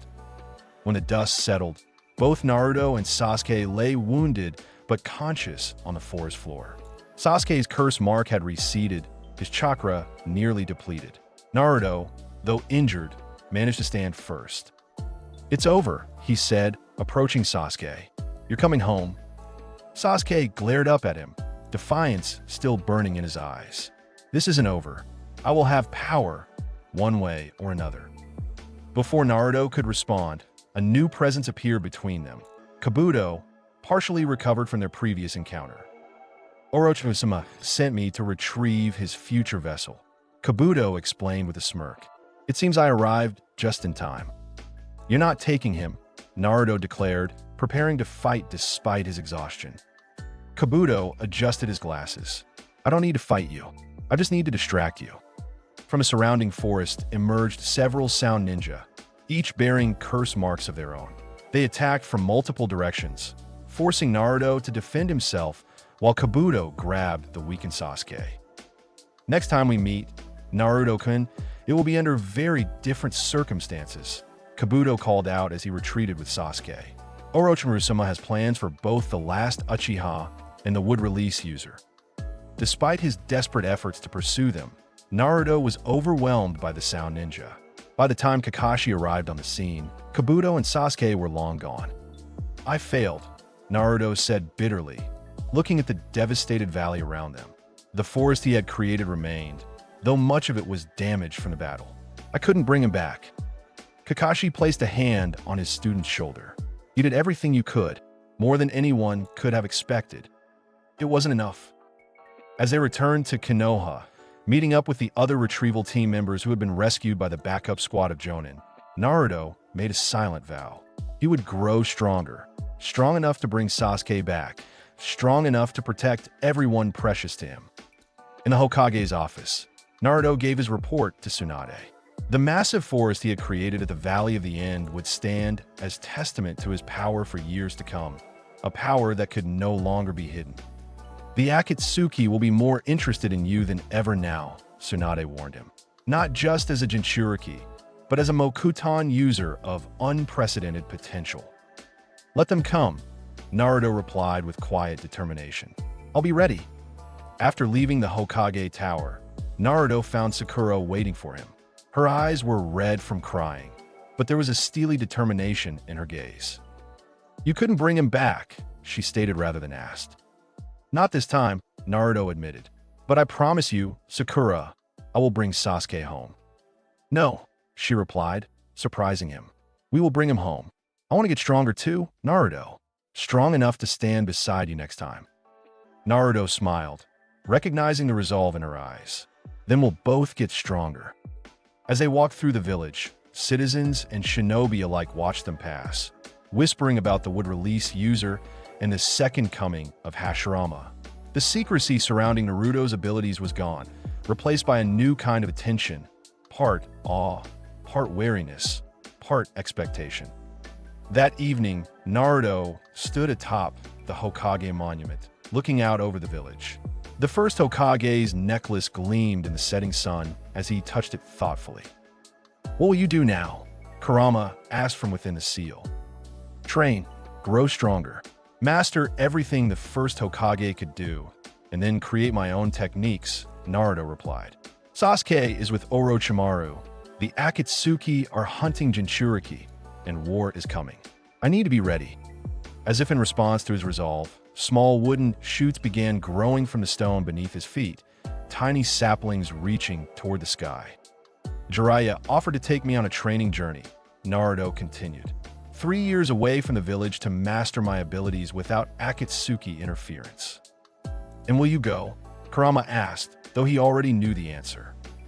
Naruto nodded, watching as the village lights began to twinkle in the gathering dusk.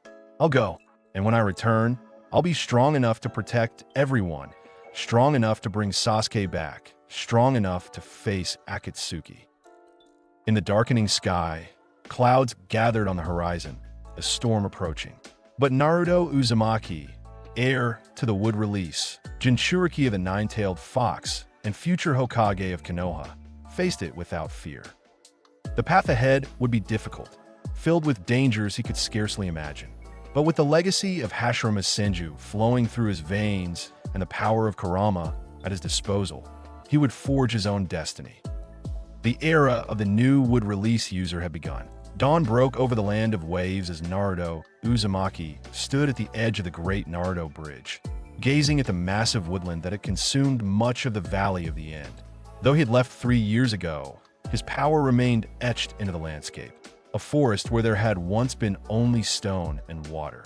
Jiraiya placed a weathered hand on his student's shoulder. It's time to return to Konoha, the Sannin said. You've mastered more than I could have imagined. Naruto nodded, the first Hokage's crystal necklace gleaming against his new attire. A modified Jonin uniform with dark green accents and the Senju clan symbol subtly incorporated alongside the Uzumaki spiral.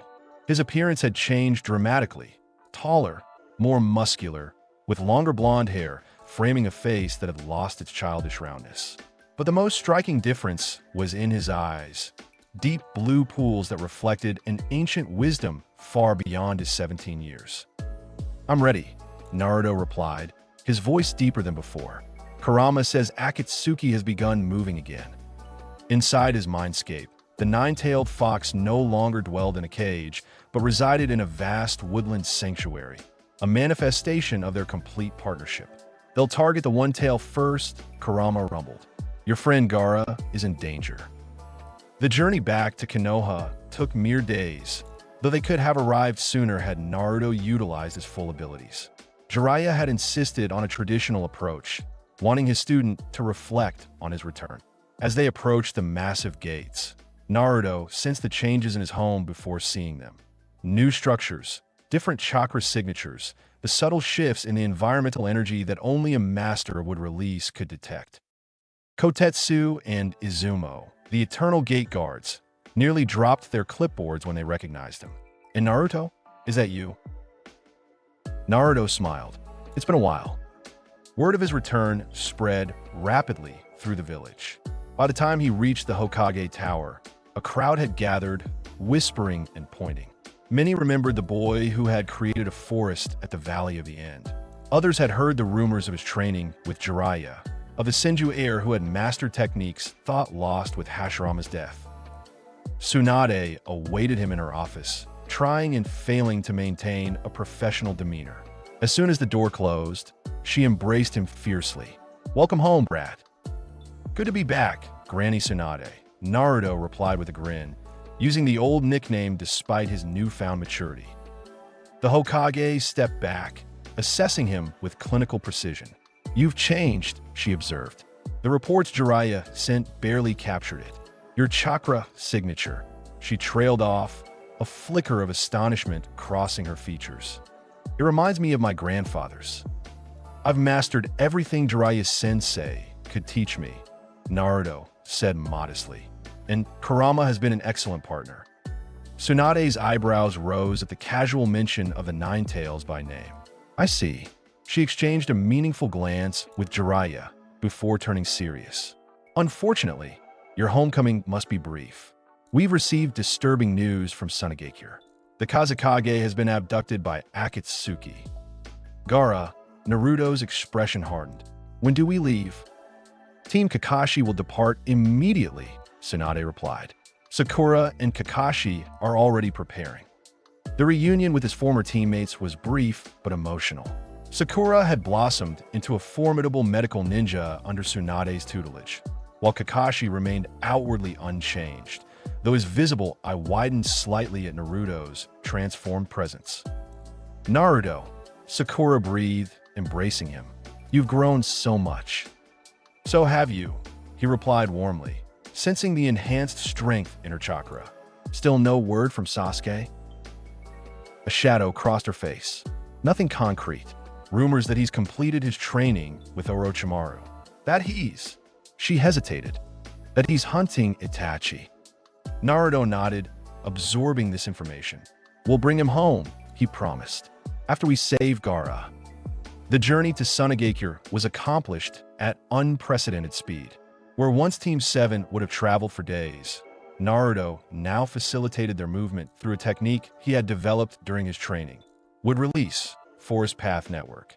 By creating a series of interconnected trees that resonated with his chakra, he could transport himself and others across vast distances in hours rather than days.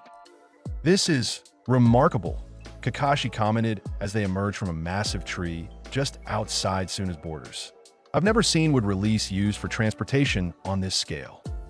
"The first Hokage could do something similar," Naruto explained, though he primarily used it for battlefield mobility rather than long-distance travel. When they arrived at Sunagakure, they found the village in crisis. The Akatsuki members Sasori and Deidara had not only abducted Gaara, but had severely injured many of Suna's ninja, including Kankuro, who had been poisoned while attempting to pursue them. Naruto wasted no time. Kneeling beside Kankuro's bed in the hospital, he placed a hand on the puppet master's chest. Wood release, vitality restoration technique. Thin branches emerged from his palm, glowing with green energy as they gently penetrated Kankuro's skin, seeking out and neutralizing the poison. The medical ninja watched in awe as Kankuro's color returned and his breathing stabilized. "That's impossible," one of them whispered. "Not even Lady Chiyo's antidotes worked." "Wood release manipulates life energy itself," Naruto explained, removing his hand as the wooden tendrils dissolved harmlessly. "The poison was sophisticated, but ultimately it's just another form of chakra disruption." Kankuro's eyes fluttered open. "Naruto," he croaked, "is that you?" "Save your strength," Naruto advised. "We need everything you can tell us about the Akatsuki members who took Gaara." With Kankuro's information and a tracking sample from his puppets, Team Kakashi, now joined by Lady Chiyo, an elder of Sunagakure, departed to locate the Akatsuki hideout. Naruto, however, didn't need conventional tracking methods.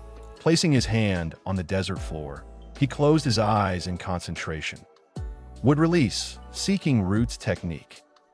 Invisible to the others, a network of microscopic wooden tendrils spread rapidly beneath the sand, extending for miles in all directions. Each carried a fragment of Naruto's consciousness, sensing chakra signatures and environmental changes. Within minutes, he had located their target. "They're northwest of here, approximately 50 kilometers," he announced, "in a cave system by a river. I can sense Gaara's chakra, but it's fluctuating. They've already begun extracting Shikaku."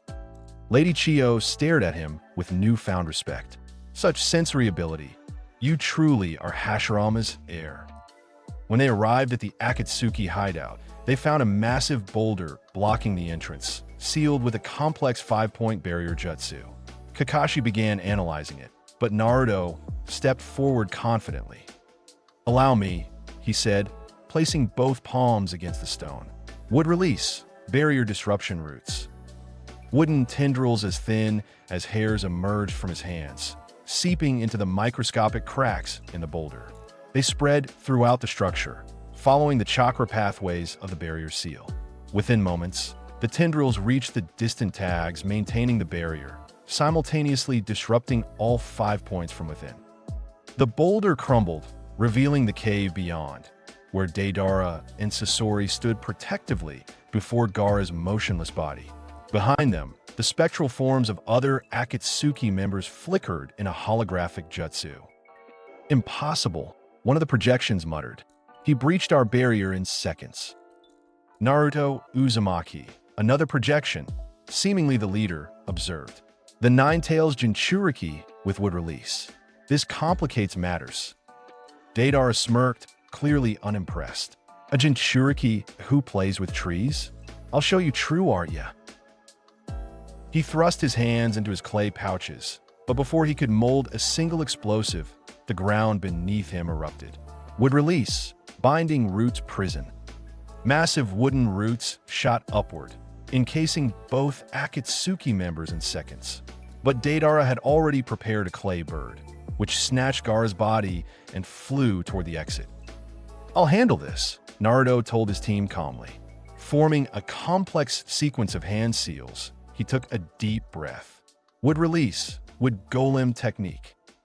The cave shuddered as an enormous wooden construct materialized around Naruto, breaking through the cavern ceiling. The golem, easily 60 feet tall, resembled a massive warrior made entirely of interlocking wooden segments, with Naruto visible at its center. With a single swipe of its colossal hand, the golem intercepted Deidara's bird, gently cradling Gaara's body while its other hand seized the surprised Akatsuki member. That's the First Hokage's legendary wood golem, Lady Chiyo gasped. A technique said to be capable of battling tailed beasts directly. Inside the cave, Sasori had broken free of his wooden restraints, revealing his true form as a human puppet.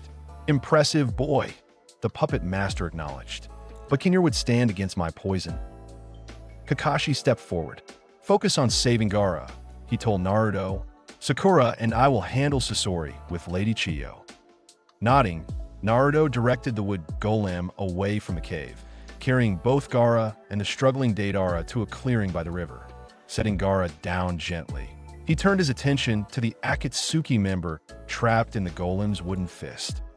It's too late, yeah, Deidara taunted. We've already extracted the one tail.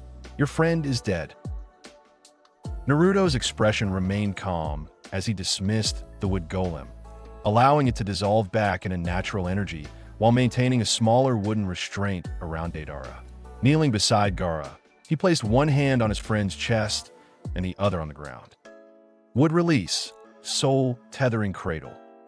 A beautiful structure of flowering wood grew around Gaara's body, cradling him in an elaborate cocoon of blossoming branches. Within the construct, Naruto's chakra, infused with Kurama's golden energy, flowed into the Kazekage, seeking the fading embers of his life force. What are you doing? Deidara demanded, struggling against his restraints. No medical ninjutsu can revive the dead. This isn't medical ninjutsu, Naruto replied softly. Wood release doesn't just manipulate wood. It manipulates the essence of life itself. Inside his mindscape, Naruto stood before Kurama. I need to borrow some of your chakra, he requested. Enough to temporarily sustain his life force until we can find a more permanent solution. Kurama nodded. Take what you need. But remember, even with your Mokuton, there are limits to restoring life. Back in the physical world, golden chakra enveloped the wooden cocoon, seeping into Gaara's body. Minutes passed in tense silence before the Kazekage's chest suddenly rose with a desperate gasp. His eyes fluttered open, revealing confusion and disbelief. Naruto, he whispered hoarsely. Ow! I felt Shikaku being torn away. I was dying. Rest, Naruto advised, maintaining the flow of chakra. You're not fully stabilized yet. By the time Kakashi, Sakura, and Lady Chiyo emerged from the cave, victorious but exhausted from their battle with Sasori, they found Naruto sitting cross-legged beside a conscious Gaara, still enclosed in the glowing wooden structure. Lady Chiyo approached with unsteady steps, her ancient eyes wide with wonder. You restored his life force, she said. Such a feat. Not even the greatest medical ninja could accomplish this. He's alive, Naruto corrected gently, but diminished. Shikaku was extracted completely. I've temporarily replaced the missing life energy with a combination of my chakra and Kurama's, but it's not a permanent solution. The elderly puppeteer nodded slowly. There is a way, she said, her voice heavy with resolve. A forbidden technique of my own creation. The reincarnation ninjutsu. A life for a life. Despite protests from both Naruto and Sakura, Lady Chiyo insisted on performing the technique, transferring her remaining life force into Gaara to permanently restore him. As her strength faded, she placed a withered hand on Naruto's arm. "The world will need your power, Senju heir," she whispered. "What you did today, sustaining him beyond death, proves you've surpassed even Hashirama's legendary abilities. Use that power wisely." The return to Sunagakure was triumphant yet somber. News of Gaara's rescue and the miraculous restoration of his life force spread quickly, cementing the alliance between leaf and sand. Before departing for Konoha, Naruto and Gaara stood alone on a balcony overlooking the village. "I can still feel your chakra within me," Gaara observed. "It's warm, like sunlight filtering through leaves." Naruto smiled. "It will fade eventually, replaced by your own naturally regenerating life force. But a connection will remain." "A connection," Gaara repeated thoughtfully, "like the one you have with the Nine Tails?" "Kurama," Naruto corrected. "His name is Kurama. And yes, something similar, though less profound. If you're ever in danger again, I'll know." As a parting gift, Naruto placed his palm on the arid ground at the center of Sunagakure. Would release, eternal oasis creation. The desert floor trembled as an elaborate network of roots spread outward. Within moments, water began to well up from deep underground, filling a natural basin as trees and plants erupted from the sand. Species specially adapted to desert conditions, requiring minimal water once established. At the center, a massive tree rose skyward, its canopy providing shade over the freshly formed pool. "This oasis will never run dry," Naruto explained to the astonished Suna citizens. "The roots extend deep enough to reach permanent groundwater, and the main tree will regulate the water usage of the entire system." The gift transformed Sunagakure's most pressing challenge, water scarcity, into a manageable concern, fundamentally altering the village's future prospects. As Team Kakashi departed, they left behind not just a rescued Kazekage, but a symbol of the enduring alliance between their nations. Upon returning to Konoha, Naruto barely had time to settle before Tsunade summoned him for a new mission.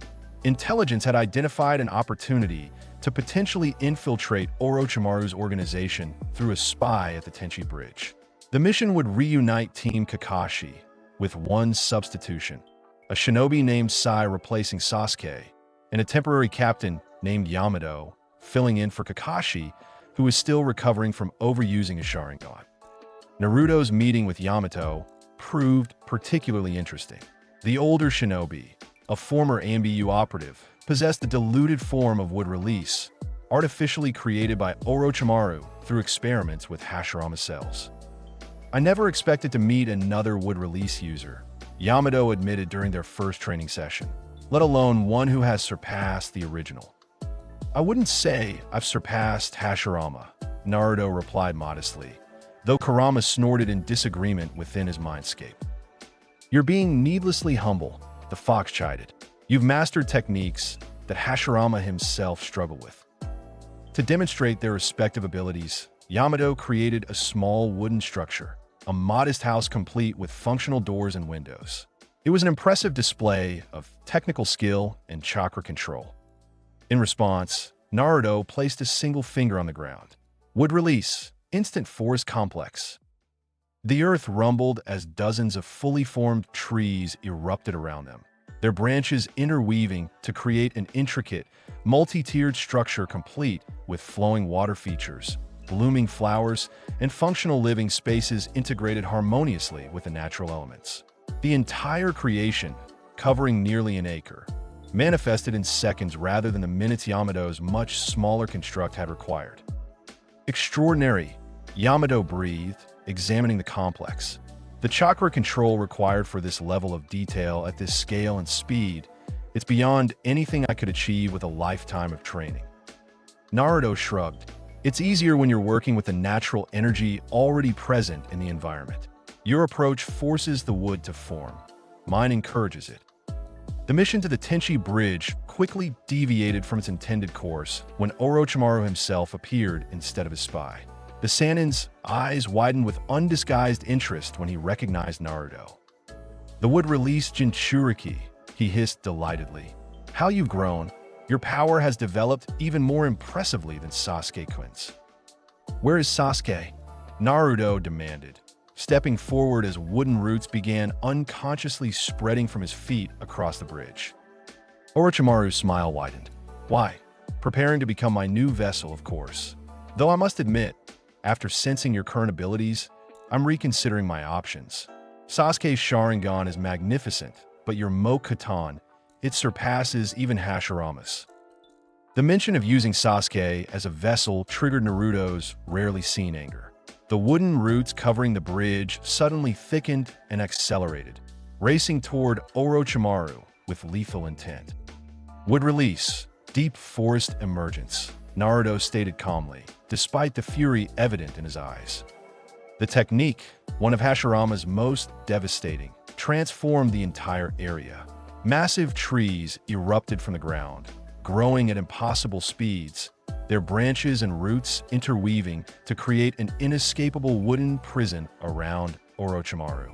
The Sannin's eyes widened in genuine alarm as the forest continued to expand, trees growing from trees in an exponential cascade of woody growth. "Magnificent!" Orochimaru gasped, using his snake-like flexibility to narrowly avoid being impaled by rapidly forming branches. "Such power! Far beyond what you displayed at the Valley of the End."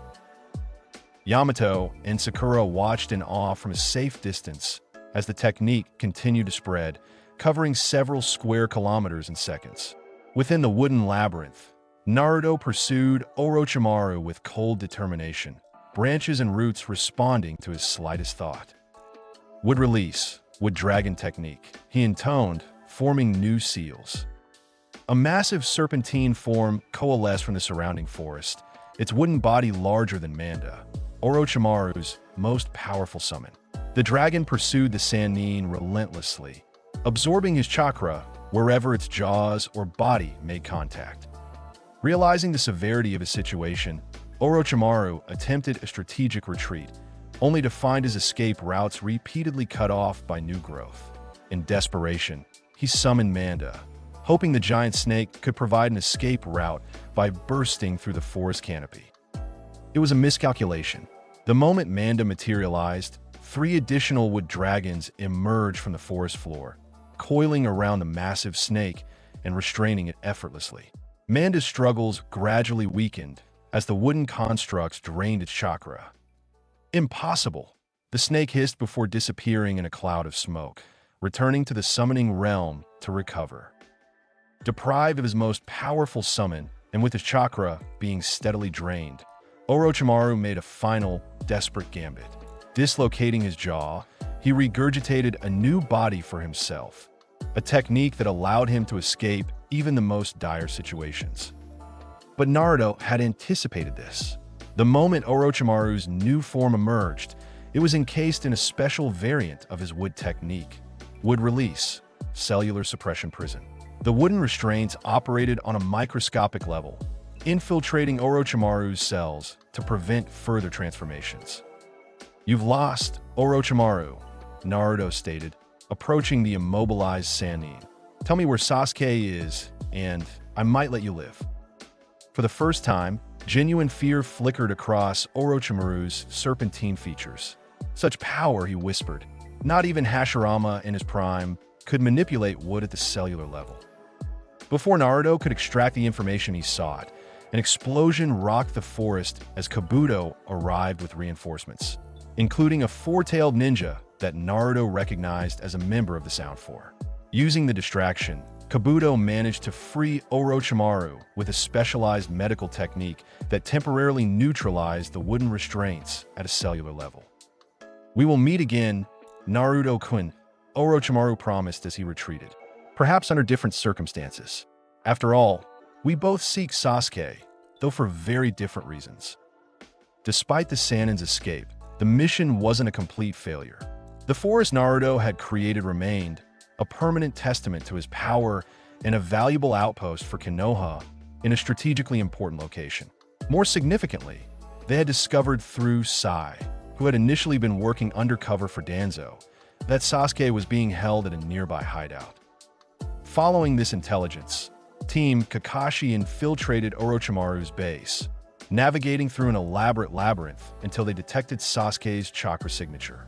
When they finally found him, the reunion was tense and brief. Sasuke had changed dramatically, his chakra darker and his demeanor colder than ever before. "Naruto," he acknowledged with minimal emotion. "I sense your force from here. Your power has grown, but so has mine. Come back to Konoha," Naruto urged. "Whatever power Orochimaru has given you comes with too high a price." Sasuke's lips curved in a mirthless smile. "And what of your power?" "The forest outside. That level of Mokuton surpasses even the legends of Hashirama. We've both sought strength from sources beyond ordinary training." "The difference," Naruto replied steadily, "is that my power comes from harmony, not corruption. Kurama and I are partners. The wood release is part of my heritage. I didn't sacrifice my soul to gain them." For a moment, something like doubt flickered in Sasuke's eyes. But before the conversation could continue, the hideout began to collapse around them. Orochimaru's failsafe in case of infiltration. Sasuke used the chaos to disappear, leaving Team Kakashi to escape the crumbling structure. Upon their return to Konoha, Naruto devoted himself to further training, driven by the encounter with Sasuke. Working with Yamato and Kakashi, he developed new applications for his wood release, particularly focusing on techniques that could restrain without harming, essential for eventually bringing Sasuke home. These efforts were interrupted by alarming news. Akatsuki had become active again, with intelligence suggesting that Haiden and Kakuzu, two particularly dangerous members, were targeting the Two-Tails Jinchūriki, Yujito ni from Kimobikure. Despite dispatching a team immediately, they arrived too late to save Yujito.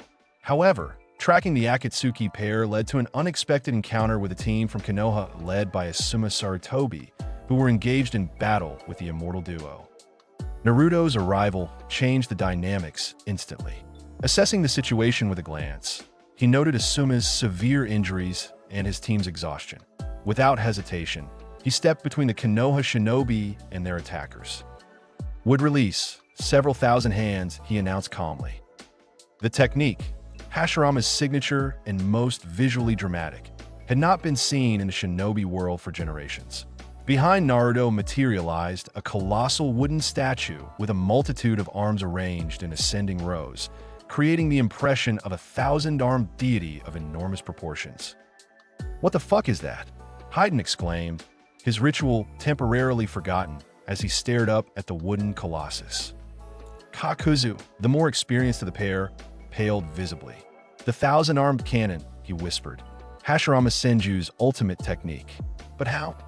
The statue's countless hands moved in unison, each forming identical seals at speeds barely visible to the eye.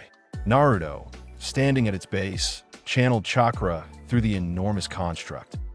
Would release, world of trees wall. The ground beneath the Akatsuki members erupted as countless wooden pillars shot upward, each one thicker than a mature oak. The forest of pillars grew instantly, creating an inescapable labyrinth that separated the immortal duo while simultaneously restraining them. Haiden's curses echoed through the wooden maze as he found himself completely immobilized, wooden restraints wrapping around every limb. Kakuzu fared marginally better, using his Earth Release, Earth Spear technique to harden his body and shatter the initial restraints. But for every wooden bond he broke, 10 more replaced it, each stronger than the last as Naruto assessed and adapted to his defensive capabilities. "You can't kill us, you tree-hugging bastard," Haiden shouted. "We're immortal." "Immortality has its limitations," Naruto replied calmly, directing several of the statue's hands to form new seals. Wood release, cellular degeneration prison. The wood encasing Haiden began to change, penetrating his skin at a microscopic level. The Jashinist's immortality prevented death, but could not stop the wooden fibers from infiltrating his cellular structure, gradually calcifying his joints and restricting his movement to an increasingly molecular level. Meanwhile, Kakuzu found his multiple hearts being systematically targeted by wooden spears that homed in on their unique chakra signatures. One by one, his extra lives were extinguished, each heart impaled with precision despite being hidden within his body. Impossible, Kakuzu gasped as his final heart was pierced. No sensor should be able to locate them so precisely. Wood release doesn't just sense chakra, Naruto explained as the ancient ninja collapsed. It senses life itself. With the Akatsuki threat neutralized, Naruto turned his attention to Asuma, whose injuries were life-threatening. Kneeling beside the Jonin, he placed both hands on his chest. Wood release, vitality, integration technique. Thin branches emerged from Naruto's palms, glowing with golden energy as they entered Asuma's body, targeting his wounds with precision. The observers watched in amazement as the severe injuries began to heal visibly, damaged tissues regenerating at an accelerated rate. "That's not medical ninjutsu," Ino whispered, her medical training allowing her to sense the difference. "It's like he's directly manipulating the life force itself." When Asuma regained consciousness, he stared at Naruto with newfound respect. "You saved my life," he acknowledged. "That technique of yours, I've never seen anything like it." Naruto smiled. Just a variation on the First Hokage's healing abilities. He could perform medical techniques without hand seals, using the wood release's natural affinity for life energy. The captured Akatsuki members provided valuable intelligence after specialized interrogation by Ibiki Marino, enhanced by Naruto's wood release. Mind Force technique, a subtle jinjutsu that created a suggestible state by growing microscopic wooden fibers through the subject's chakra network. This intelligence led to a troubling discovery. Akatsuki had located the Three Tails bijou, which was currently roaming free in a lake within the Land of Water. Having escaped after its former Jinchūriki, the fourth Mizukage, had died. "If Akatsuki captures the Three Tails," Tsunade explained during the mission briefing, "they'll be one step closer to whatever their ultimate goal is. We need to either secure the bijou ourselves or ensure it remains free but hidden from their reach." Naruto nodded thoughtfully. "I think I can help with that. Wood release has a natural calming effect on the tailed beasts. It's how Hashirama was able to capture and distribute them among the villages initially." The mission team, consisting of Naruto, Sakura, Sai, and Yamato, departed immediately for the remote lake. Upon arrival, they found evidence that Akatsuki had already begun operations in the area, with specialized sealing equipment hidden around the lakeshore. "They're preparing for extraction," Yamato observed grimly. "We may already be too late." Naruto shook his head, kneeling at the water's edge. "No, I can sense the Three Tails. It's still free, though agitated. Something's been disturbing it." Placing both palms on the surface of the lake, he closed his eyes in concentration. Wood release, underwater forest sanctuary. The lake's surface began to bubble as massive wooden structures rose from the depths. Unlike his previous forest creations, these were adapted for aquatic environments. Elaborate coral-like formations intermingled with traditional wooden elements, creating a complex ecosystem beneath the water. "What are you doing?" Sakura asked, watching as the underwater construction continued to expand. "Creating a sanctuary," Naruto explained, maintaining his focus. "A protected environment where the Three Tails can remain hidden from Akatsuki while gradually calming its agitated state." The process continued for hours, with Naruto occasionally adjusting the design based on feedback from the bijou itself, which he could sense through his wood release. By nightfall, the lake had been transformed into an elaborate underwater haven, with specialized barriers that would mask the Three Tails' chakra signature from detection. When Akatsuki members, Deidara and Tobi, arrived the following day to capture the bijou, they found themselves unable to locate it despite being certain of its previous presence.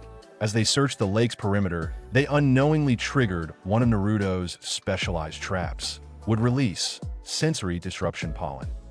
Microscopic pollen particles, infused with Naruto's chakra, attached to the Akatsuki members, temporarily scrambling their ability to detect chakra signatures. The effect was subtle enough that they attributed their failure to the Three Tails having somehow relocated on its own. "This doesn't make sense, yeah," Deidara complained as they eventually departed. "A bijou that size can't just disappear without a trace." Once they were gone, Naruto communicated directly with the Three Tails through a specialized wood-release technique that created a temporary bridge between their consciousnesses. "You're safe now," he assured the ancient creature. "This sanctuary will protect you until we can find a more permanent solution." The bijou's response was cautious but appreciative, its natural wariness tempered by recognition of the familiar chakra signature, reminiscent of Hashirama, yet somehow warmer and less imposing. Upon returning to Konoha, Naruto found the village buzzing with a new development. Intelligence suggested that Sasuke had finally made his move against Itachi. The brothers were reportedly heading toward a confrontation at an abandoned Uchiha hideout. "This is our chance to intercept both of them," Tsunade explained during an emergency meeting. "Teams will deploy in 3 directions to maximize our chances of finding them." Naruto was assigned to a team led by Kakashi, alongside Sakura, Sai, and several others. As they prepared to depart, he spent a quiet moment at the third Hokage's grave, reflecting on how far he had come since the old man had first revealed his Senju heritage to him. "I'll bring Sasuke home," he promised softly, "and I'll protect this village, just like you and the first Hokage did." The pursuit of the Uchiha brothers led them through several false trails and carefully laid deceptions. Itachi, it seemed, had anticipated their interference and taken measures to ensure a private confrontation with his younger brother. During their search, they encountered an unexpected obstacle: Kisame Hoshigaki, Itachi's Akatsuki partner, who had been tasked with delaying any pursuit. The famous would release Jinchūriki. Kisame greeted Naruto with his characteristic sharky grin. "I've been looking forward to testing my Samahata against your abilities." The battle that followed demonstrated how far Naruto had progressed in integrating his various power sources. When Kisame unleashed a massive water technique, water release, great exploding water colliding wave, transforming the battlefield into an aquatic environment that favored him, Naruto countered with a specialized adaptation. "Would release, flowering tree Rasengan," he announced, forming a unique variation of the fourth Hokage's technique. In his palm appeared a Rasengan unlike any his companions had seen before. The spiraling sphere contained a rapidly blooming wooden flower that extended branches as it spun. When he thrust the technique into Kisame's water dome, the wooden elements expanded exponentially, absorbing the water while simultaneously attacking with countless sharpened branches. Kisame's advantage evaporated as his water techniques were systematically absorbed and converted into woodland. Even Samahata's ability to consume chakra proved ineffective against the wood infused with natural energy. The sword actually recoiled upon contact and used the perfectly balanced chakra that contained no weaknesses for it to exploit. "What kind of chakra is this?" Kisame demanded, watching in disbelief as his water prison transformed into a flourishing forest before his eyes. "Balanced chakra," Naruto explained.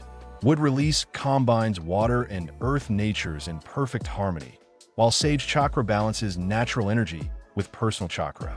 Your Samahata can't find an imbalance to exploit."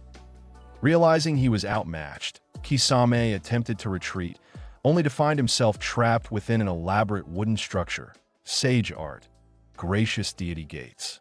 The technique, one of Hashirama's more esoteric creations, manifested as a series of ornate torii gates arranged in concentric circles, each layer suppressing different aspects of chakra usage.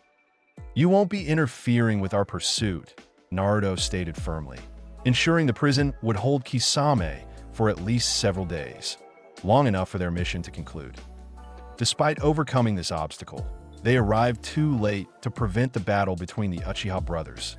They found Sasuke unconscious but alive, his body showing signs of extreme chakra exhaustion, but otherwise remarkably uninjured. Itachi lay nearby, clearly dead, a peaceful expression on his face that contrasted sharply with his reputation as a ruthless killer. As Sakura tended to Sasuke, Naruto knelt beside Itachi's body, placing a respectful hand on his forehead. Wood release, memory preservation imprint. A small wooden seal formed beneath his palm, creating a perfect copy of Itachi's final memories. A technique Naruto had developed specifically for post-mortem investigation. What he discovered left him shaken. Flashes of truth about the Uchiha massacre, Itachi's role as a double agent, the manipulation by a masked man calling himself Madara, and Itachi's ultimate sacrifice to protect both Konoha and his brother, all preserved in the crystalline clarity of his dying thoughts. "We need to get Sasuke back to Konoha immediately," Naruto told the others, his expression grave. "And I need to speak with Tsunade-sama privately. What I've learned changes everything." Before they could depart with Sasuke, however, a new presence materialized, the masked figure from Itachi's memories, accompanied by White Zetsu. "I'll be taking Sasuke," the masked man announced casually. "He has much to learn about his brother's true legacy." "Obito Uchiha," Naruto stated calmly, surprising everyone present, especially the masked man, who visibly stiffened. "Or do you prefer Madara these days?" The revelation of the masked man's true identity, knowledge that Naruto could only have obtained from Itachi's final memories, created a momentary opening. Before Obito could recover from his shock, Naruto formed a rapid sequence of hand seals. Would release, world of trees boundary. The entire area was instantly enclosed within a specialized barrier of interlocking trees, their trunks and branches forming an impenetrable dome. Unlike standard barriers, this one operated on multiple dimensional levels, a technique Naruto had theorized based on his understanding of space-time ninjutsu. "This won't hold me," Obito warned, activating his Kimyu to his evident surprise. The dimensional phasing that had made him virtually untouchable failed to penetrate the wooden barrier. Each time he attempted to pass through solid matter, he encountered resistance from the wood, which adjusted at a quantum level to match the frequency of his technique.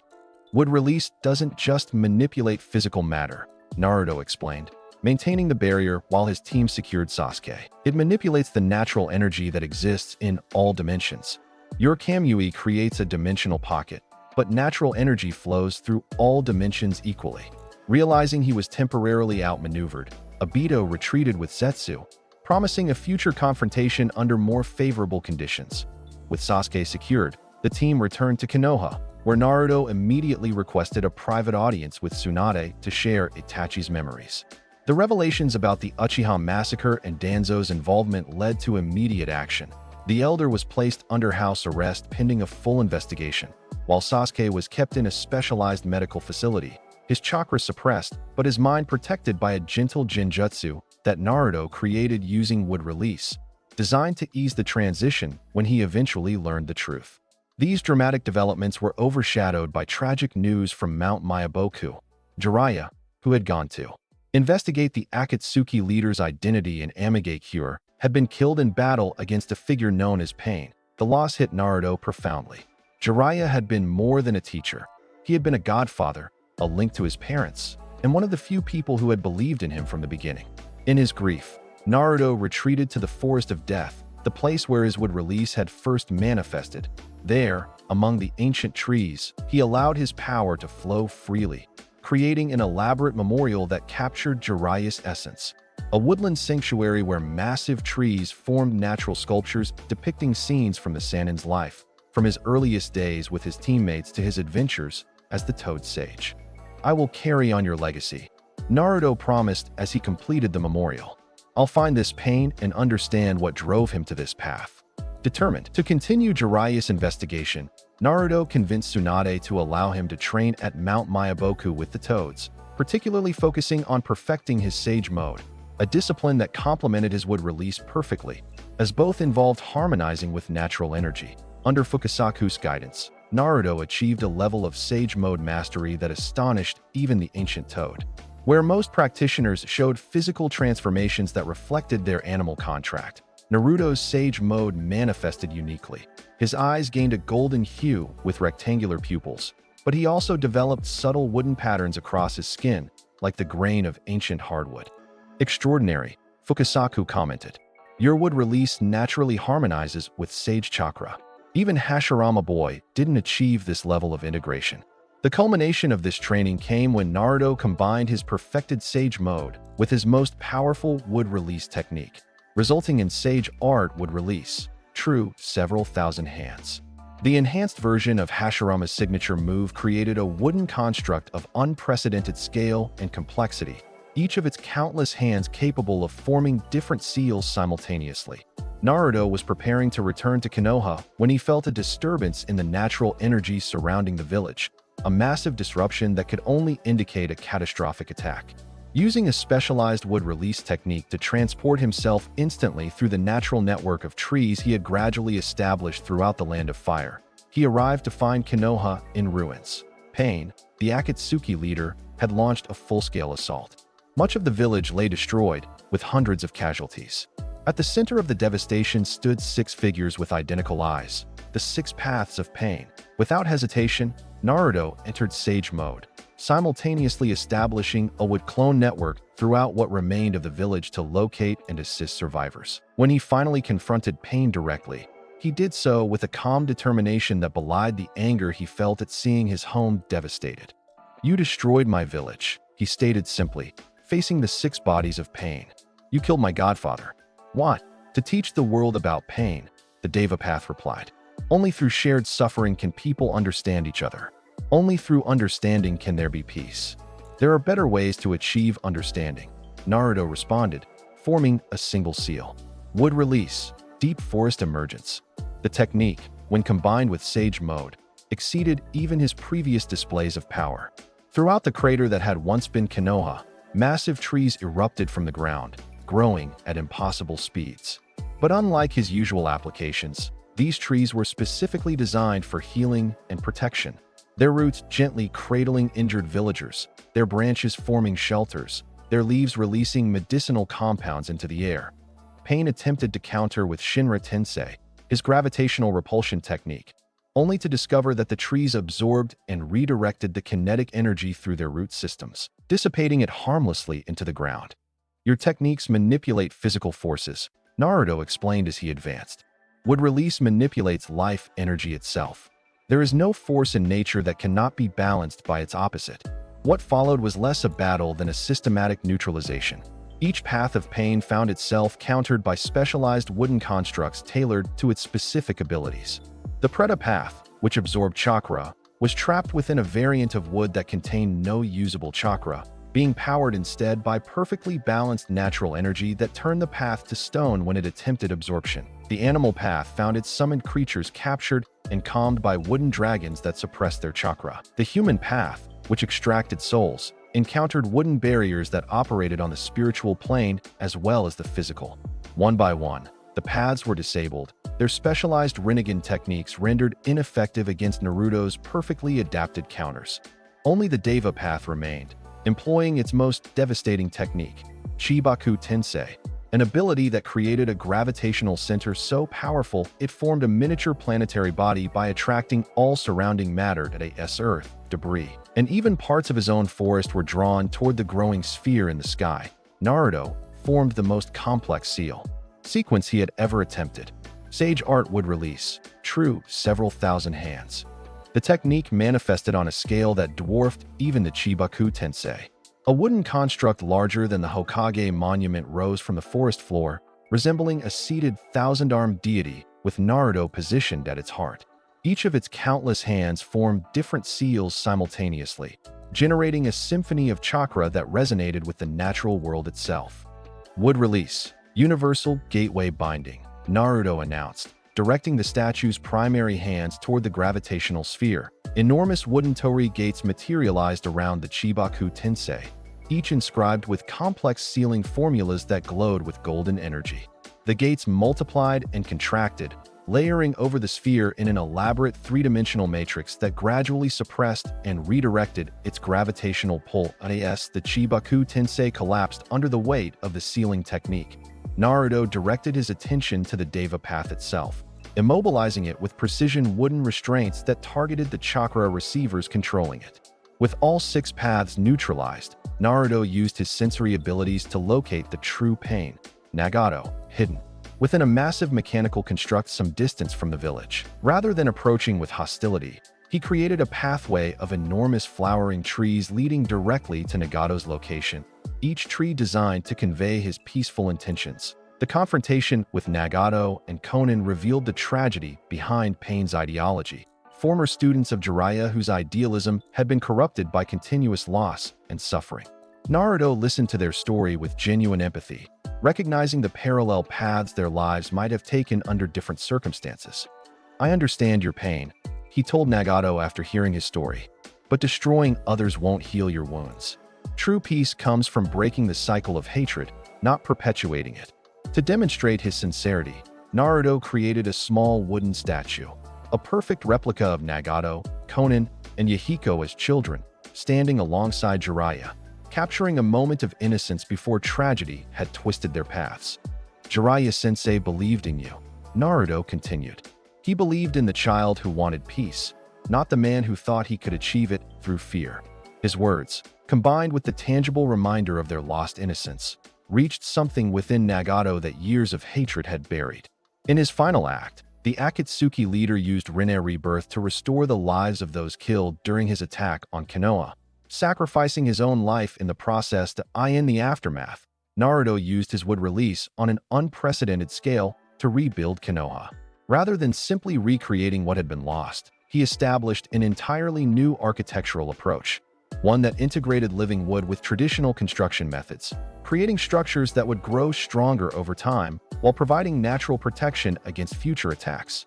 The village's rebirth coincided with Naruto's recognition as Konoha's hero.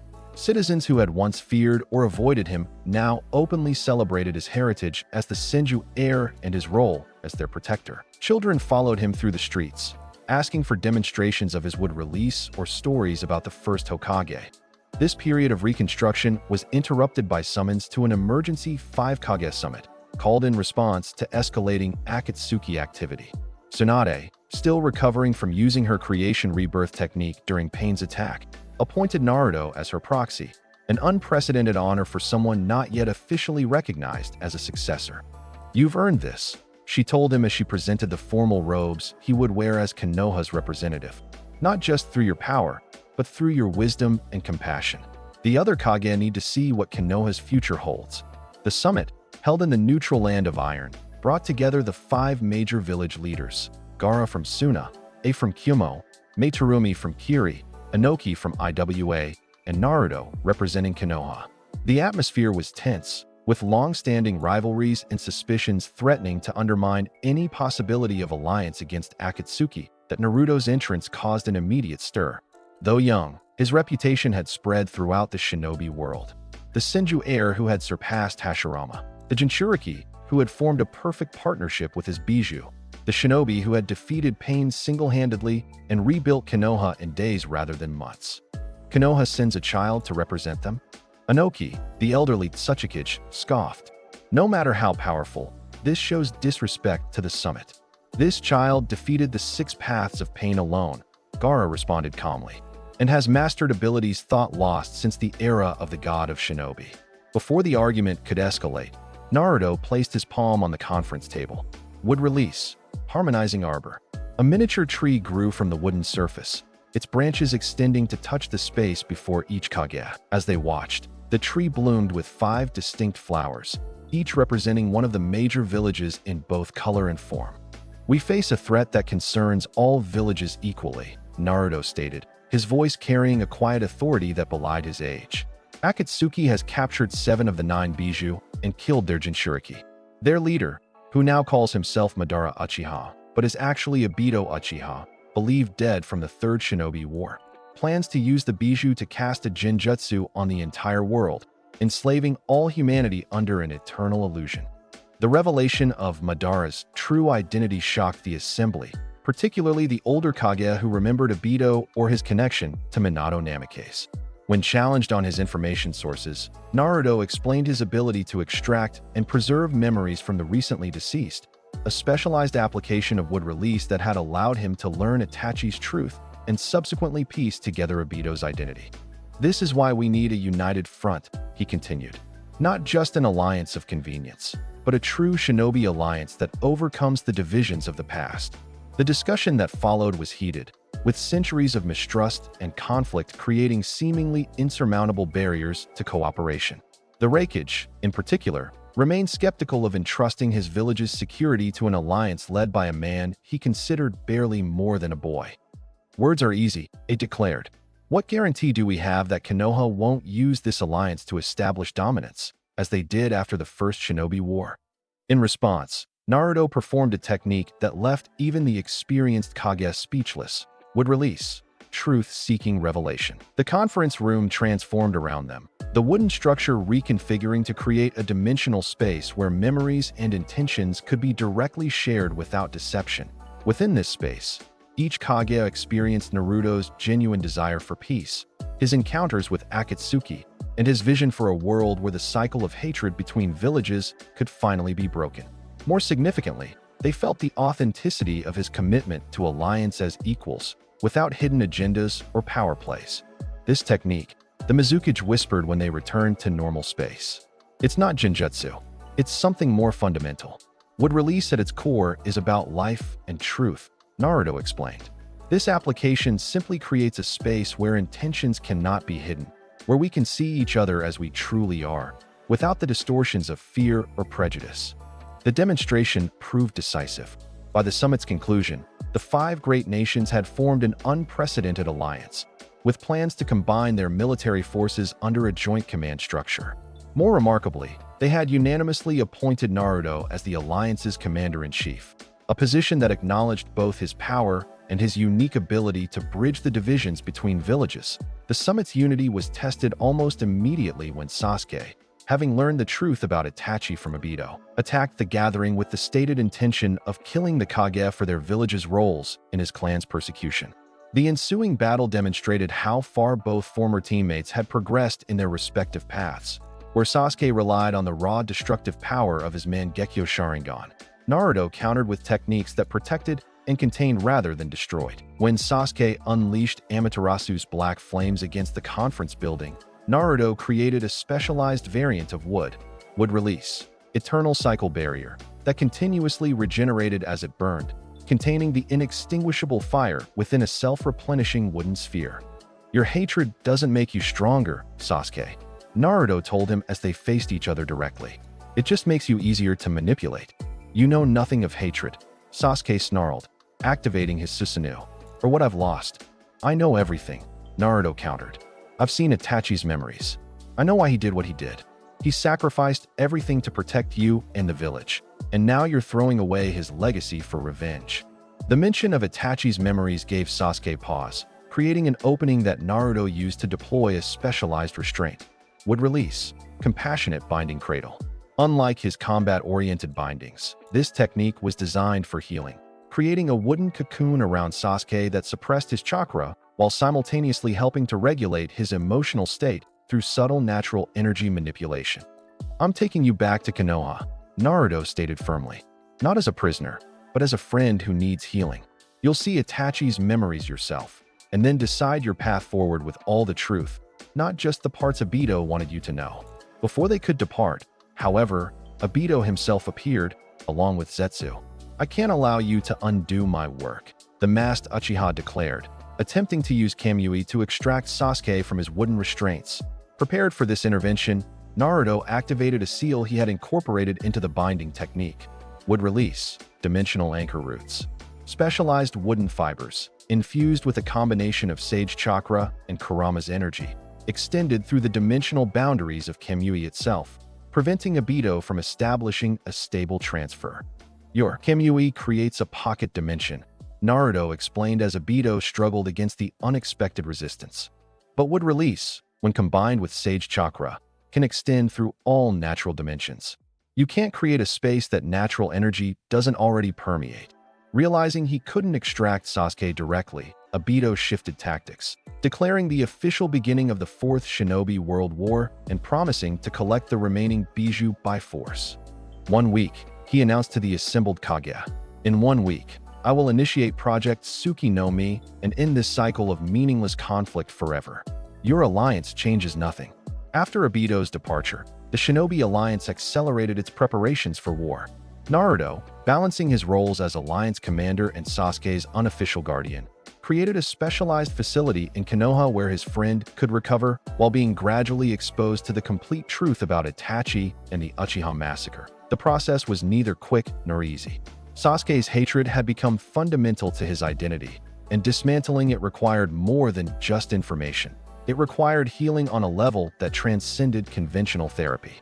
Using techniques that combined would release his life energy manipulation with Kurama's emotional sensitivity, Naruto created environments that allowed Sasuke to process his trauma at his own pace. "I don't expect you to forgive Konoha," Naruto told him during one session, "or to simply forget what happened to your clan. But understanding the full context might help you direct your anger where it belongs, at the cycle of hatred itself, not just its symptoms."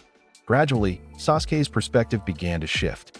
The unrelenting rage that had driven him since childhood didn't disappear, but it became more focused, less all-consuming. By the time the alliance mobilized for war, he had reached a tentative resolution. He would fight alongside Naruto against Obito and Akatsuki, postponing any decisions about his future until the immediate threat was resolved. The Fourth Shinobi World War began with Obito unveiling his White Zetsu army. Over 100,000 artificial soldiers created from the First Hokage's cells, each capable of perfectly impersonating Alliance shinobi. Alongside these forces, he deployed resurrected legendary shinobi through the Edo Tensei technique, including past Kage and famous warriors from every village. The Alliance's initial strategy focused on protecting Naruto and Killer Bee, the Eight Tails Jinchūriki, by hiding them on a remote island. However, Naruto refused to remain sheltered while others fought. "This war is about the Bijou and those who contain them," he argued before the Alliance leadership. "Keeping us hidden doesn't protect us. It just ensures we won't be able to help when we're needed most." After demonstrating his ability to detect White Zetsu infiltrators through his wood-release sensing, a skill no other shinobi possessed, Naruto's value on the battlefield became undeniable. The Alliance revised its strategy, creating a specialized strike force around him and B that would target key enemy positions while the main forces engaged the White Zetsu army. When Naruto finally entered the battlefield, his arrival transformed the conflict's dynamics. Combining his Sage Mode with Wood Release and Kurama's Chakra, he created a network of command platforms throughout the war zone.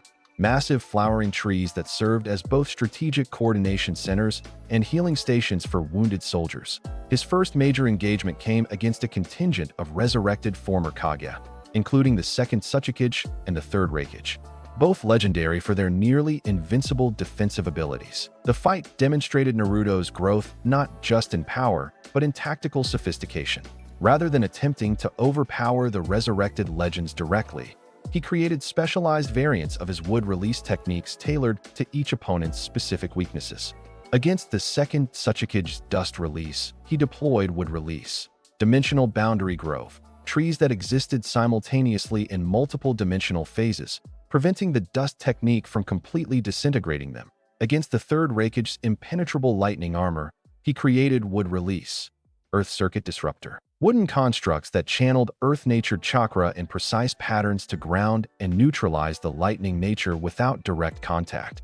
These victories, achieved through intelligence rather than raw power, earned him respect from veteran shinobi who had initially dismissed him as merely another powerful but inexperienced fighter. As the war progressed, Naruto encountered increasingly formidable opponents, including the reanimated Jinchūriki of the captured Bijou, each controlled by Obito through chakra receivers similar to those Pain had used. The confrontation forced him to deploy wood release techniques specifically designed for Bijou containment, including a variation of Hashirama's ultimate restraining technique. Wood Release, Hokage-style 60-year-old technique. Kakuan entering society with bliss-bringing hands, he announced, manifesting the specialized ceiling pillars that the first Hokage had used to subdue the Nine Tails decades earlier. But Naruto's version incorporated a crucial difference. Rather than simply suppressing the Bijou, his technique established communication with them, allowing him to reach the human consciousnesses still trapped within the reanimated Jinchūriki. "Your Bijou aren't weapons or tools," he told them as his wooden pillars gently subdued their transformations. "They're sentient beings who have been enslaved and exploited for centuries, just as you Jinchūriki were used by your villages." Through this approach, Naruto gradually freed each Bijou from Obito's control, establishing a rapport that would prove crucial in the war's later stages. Each liberated tailed beast provided insights into Obito's plans and the nature of the 10 tails he sought to recreate by combining all 9 bijou. The conflict reached a critical juncture when Obito, despite losing control of the reanimated Jinchūriki, managed to partially revive the 10 tails using fragmentary chakra he had collected from each bijou. The creature, even in its incomplete form, possessed power that dwarfed anything the Alliance had previously encountered, capable of launching attacks that obliterated entire battalions with casual ease. Against this threat, Naruto unveiled the technique he had been perfecting throughout the war, a perfect integration of wood release, sage mode, and Kurama's chakra that transcended even Hashirama's legendary abilities. Sage art would release, true several thousand hands, he declared, forming the most complex seal sequence ever witnessed on a shinobi battlefield. The technique manifested as a colossal wooden statue resembling a thousand-armed deity, each hand capable of forming unique seals simultaneously.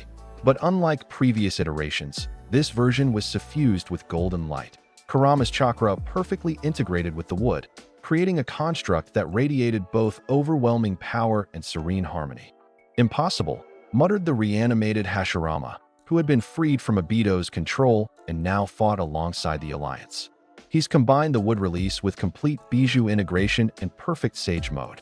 Even at my peak, I never achieved this level of synthesis." The battle between Naruto's Golden Colossus and the incomplete 10 tails reshaped the landscape for miles around. Each clash generated shockwaves that would have leveled mountains had Naruto not created specialized dampening barriers to protect the Alliance forces. The 10 tails tailed beast bombs, capable of destroying entire villages, were caught by the wooden deity's many hands and neutralized through complex sealing techniques performed simultaneously by dozens of its arms. Throughout the confrontation, Naruto maintained perfect awareness of the battlefield through his wood release sensory network, coordinating Alliance movements while simultaneously engaging the 10 tails.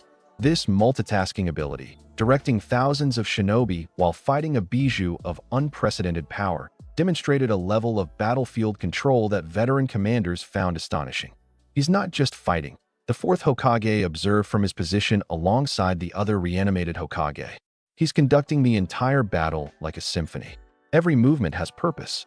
Every technique serves multiple objectives simultaneously." Despite Naruto's remarkable performance, Obito managed to implement his ultimate plan, absorbing the 10 tails to become its Jinchūriki, attaining a form similar to the Sage of Six Paths himself.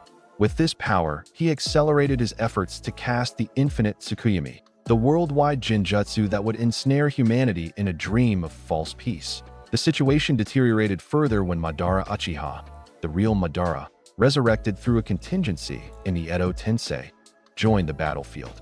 Working in concert, though not necessarily as allies, Madara and Obito presented a threat that even Naruto's Golden would construct struggled to contain. It was Sasuke, who provided the crucial support, having fully committed to stopping Obito after understanding the manipulation that had driven his own actions. Combining his perfected Susanoo with Naruto's Sage Art would release created a hybrid technique of unprecedented power, would release, illuminating Susanoo Arbor Colossus. The combined construct featured Susanoo's offensive capabilities enhanced by the adaptive properties of wood release, while Naruto's natural energy manipulation protected it from the 10 tails' corrosive chakra.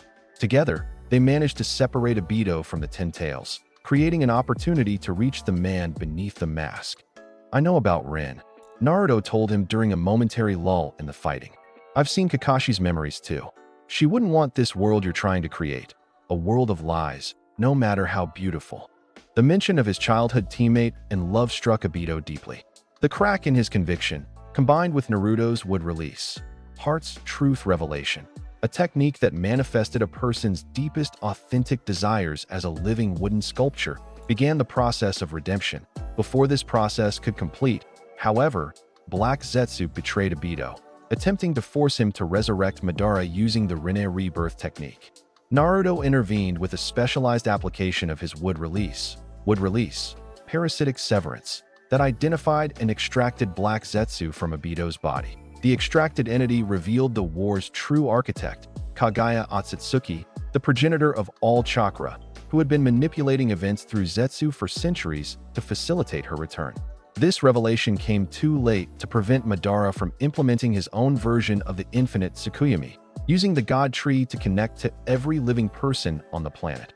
Only those protected by Sasuke's Susanoo, enhanced by Naruto's would release to create a perfect barrier against the technique, escaped ensnarement. This small group, including the original Team 7, witnessed Madara's transformation as Kaguya took over his body, manifesting in her true form for the first time in millennia. The battle against Kaguya transcended conventional warfare, taking place across multiple dimensions as the goddess attempted to separate and isolate her opponents.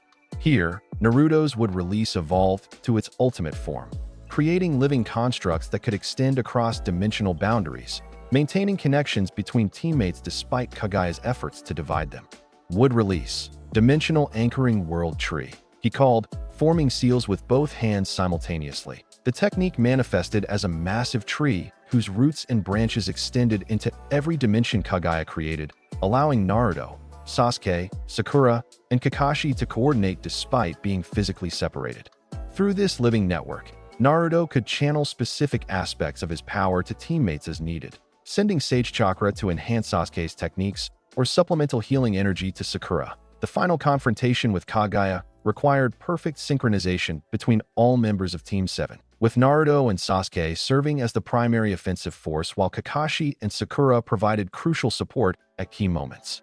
The sealing technique required to imprison Kaguya, gifted to Naruto and Sasuke by the Sage of Six Paths himself, could only be implemented through direct physical contact from both of them simultaneously. Creating this opportunity demanded the most complex application of would release ever attempted, Sage Art, multidimensional flowering world.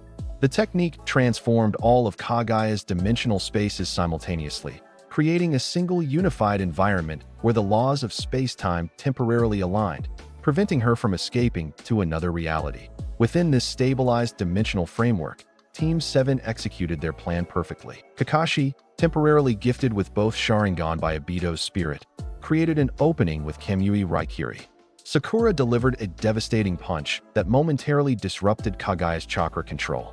Naruto and Sasuke, approaching from opposite directions, made simultaneous contact, activating the Six Paths, planetary devastation seal that would once again imprison the goddess. As Kaguya was sealed and the dimensions began to stabilize, Naruto used his would release one final time in the conflict. Would release, World Restoration Network.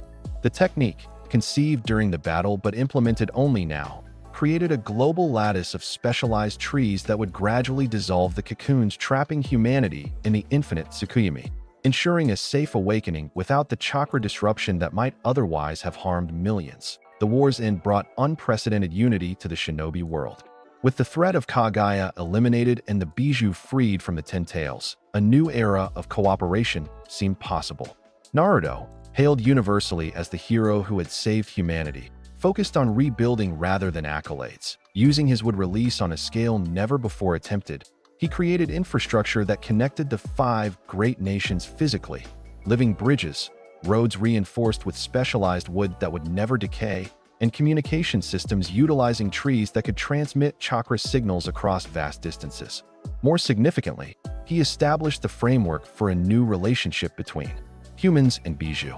Rather than sealing the tailed beasts into new Jinchūriki, he created 9 specialized sanctuaries, one for each Bijou, where they could live freely while maintaining positive connections with humanity. They're not weapons or tools, he explained to the gathered Kaguya. They're the oldest chakra entities in our world besides Kaguya herself. We need to learn from them, not control them. This philosophy extended to his approach with Sasuke, who struggled to find his place in the post-war world.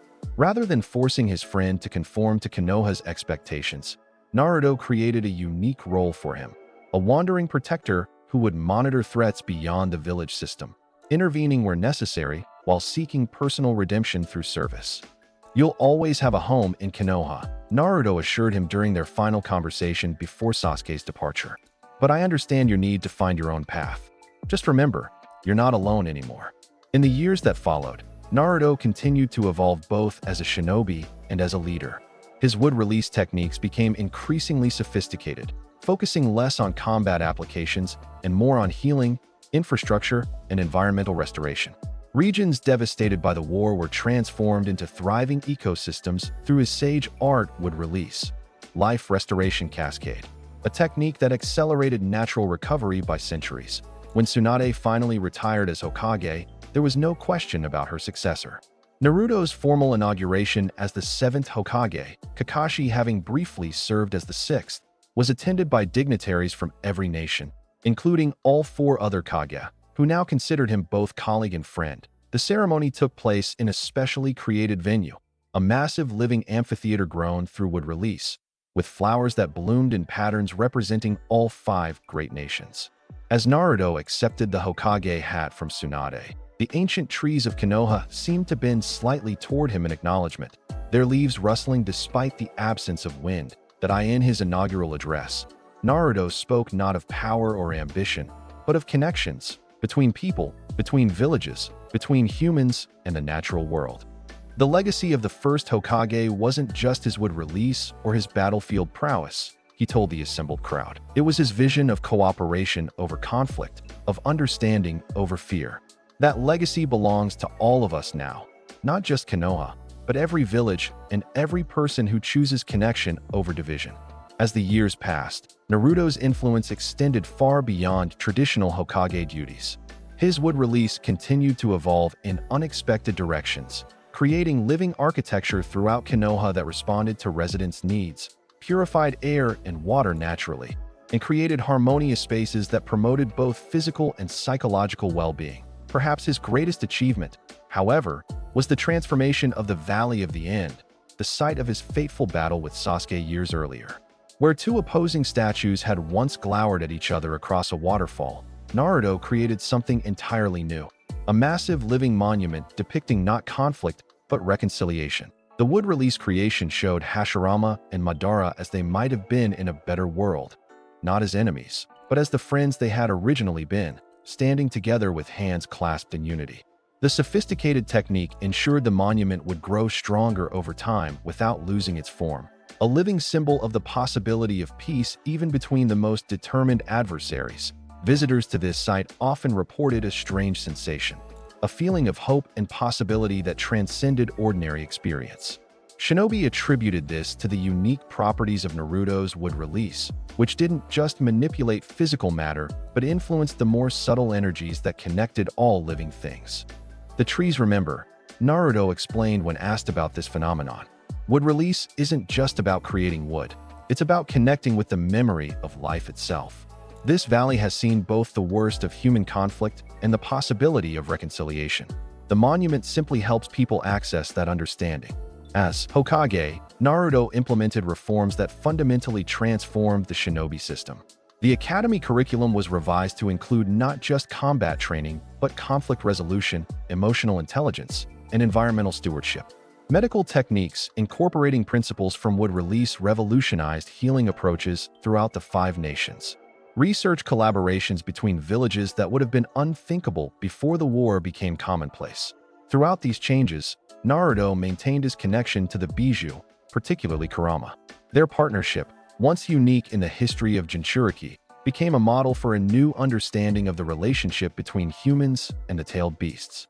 Rather than treating them as weapons to be controlled, Naruto demonstrated how cooperation with these ancient entities could benefit both parties. Kurama isn't just my partner, he would explain to academy students during his occasional teaching visits. He's one of my oldest friends. We protect each other, learn from each other, and respect each other's wisdom. Inside his mindscape, the relationship had evolved beyond the traditional Jinchūriki Bijou dynamic. Kurama no longer resided in a cage or even the woodland sanctuary of earlier years, but moved freely through a mental landscape that reflected their shared experiences, ancient forests interspersed with memorabilia from their journey together. "You've changed everything," Kurama observed during one of their conversations. "Not just for me, but for all my siblings. For the first time since the Sage of Six Paths, we're seen as more than just sources of power. We changed it together," Naruto corrected. "Your willingness to trust me made everything else possible." This partnership reached its most profound expression in the rare instances when external threats required their combined power. On these occasions, Naruto would manifest a technique that integrated all aspects of his journey. Sage Art Nine Tails would release. divine thousand-armed canopy. The technique created a construct that dwarfed even his wartime manifestations. A golden wooden colossus with Kurama's chakra fully integrated into its structure, crowned with a canopy of branches that extended spiritual awareness across vast distances. Within this form, Naruto could implement techniques that rewrote the very fabric of reality in localized areas, restoring balance to disrupted natural energy or neutralizing threats that operated on dimensional levels. Yet despite this godlike power, Naruto remained fundamentally human in his connections. His marriage to Hinata Hyuga, a relationship that had grown gradually from her long-time admiration and his eventual recognition of her quiet strength, grounded him in the everyday joys and challenges of family life. Their children grew up understanding both their father's extraordinary legacy and the importance of finding their own paths. When asked by his son Boruto about the source of his greatest strength, Naruto's answer surprised the boy, who had expected some reference to wood release or Kurama's power. Connections, Naruto replied simply. Not just to people, though those are crucial, but to everything around us. The trees, the earth, the air, everything is connected by the same fundamental energy. My wood release works because it recognizes and honors those connections rather than trying to force them. This philosophy informed every aspect of Naruto's leadership as Hokage. Diplomatic conflicts were approached not as zero-sum competitions, but as opportunities to identify and strengthen underlying connections. Environmental challenges were addressed by working with natural systems rather than imposing artificial solutions. Even technological advancement, which accelerated dramatically during his tenure, was guided by principles of harmony and sustainability rather than exploitation. The most visible manifestation of this approach was Konoha itself, which evolved under his guidance into something unprecedented, a city that was simultaneously an ecosystem, with buildings that grew rather than being constructed, streets lined with trees that purified air and water while providing food, and public spaces that adapted organically to citizens' needs. Visiting dignitaries often commented that Konoha no longer felt like a hidden village in the traditional sense, but like a natural extension of the forest itself, a place where human innovation and natural processes had achieved perfect integration. This architectural philosophy gradually spread to other villages through exchange programs and collaborative projects, creating a new standard for sustainable development throughout the shinobi world that as decades passed and a new generation rose to prominence. Naruto's legacy extended far beyond his individual accomplishments. The Senju heir who had once been feared and isolated had transformed not just himself and his village, but the fundamental relationship between humans and the natural world. Children who had never known war studied the principles of wood release not as a combat discipline, but as an approach to environmental stewardship. The Bijou, once feared as weapons of mass destruction, became respected advisors on chakra dynamics and natural energy. Former enemies collaborated on research that benefited all nations equally. When asked in his later years about his greatest achievement, Naruto would gesture toward the Hokage monument, where his face had joined those of his predecessors, but not to his own image. Instead, he would point to the thriving forest that now surrounded the monument, integrated with the stone faces through specialized wood release techniques that allowed the trees to grow in harmony with the carved rock. "That's my real legacy," he would explain. "Not my face on the mountain, but the living connection between what we build and what sustains us." The first Hokage understood this. That's why he founded Konoha in the forest rather than clearing it away. I've just expanded on his vision. In his final years as Hokage, before passing the position to a worthy successor, Naruto completed one last major project, a technique he had been developing for decades, designed to outlast his own lifetime. Wood release. Eternal Harmony Network created a self-sustaining system of specialized trees throughout the shinobi world, each connected to the others through roots that extended beyond physical space. The network served multiple functions: environmental monitoring that could detect imbalances before they became crises, chakra distribution that prevented any single region from becoming depleted, and a communication system that operated on levels deeper than language, allowing people from different cultures to understand each other's core intentions and values. "This is the culmination of everything I've learned," he explained at the technique's implementation ceremony. From Hashirama's legacy to Kurama's wisdom, from the Sage of Six Paths to the ordinary trees in Konoha's parks. We are all connected, not just to each other, but to everything that lives and grows. As he spoke these words, attendees witnessed a phenomenon that would later be described in terms ranging from scientific to spiritual. Throughout the ceremony grounds, plants that had never bloomed simultaneously opened their flowers in perfect unison, regardless of their natural flowering seasons. The air filled with a subtle fragrance that seemed to carry emotional qualities, peace, possibility, connection, beyond ordinary sensory experience that I in that moment. The true legacy of Naruto Uzumaki, the outcast child who had become the Senju heir, the Jinchūriki who had formed a perfect partnership with his bijou, the shinobi who had surpassed even the god of shinobi, became clear to all present. He had not just mastered wood release. He had evolved it into something that transcended technique and approached philosophy, a way of being in the world that recognized the fundamental unity of all life.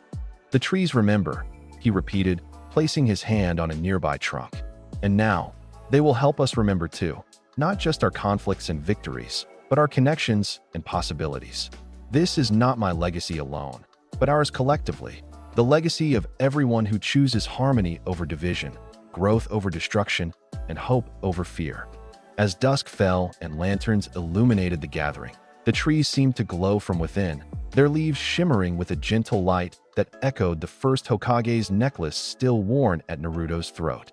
The wooden structures throughout Konoha resonated in harmony, creating a subtle music felt more than heard, the song of a world where humans and nature had finally learned to grow together rather than in opposition. And throughout the shinobi world, in forests and deserts, mountains and plains, the trees remembered and continued to grow. The boy who once sought acknowledgement through pranks and determination became the bridge between human ambition and nature's wisdom. Where Hashirama planted the first seeds of peace, Naruto Uzumaki grew an eternal forest of hope. Some legends are born from tragedy. Others grow from the simple desire to protect what matters most. Subscribe to witness more legends that reshape destiny itself.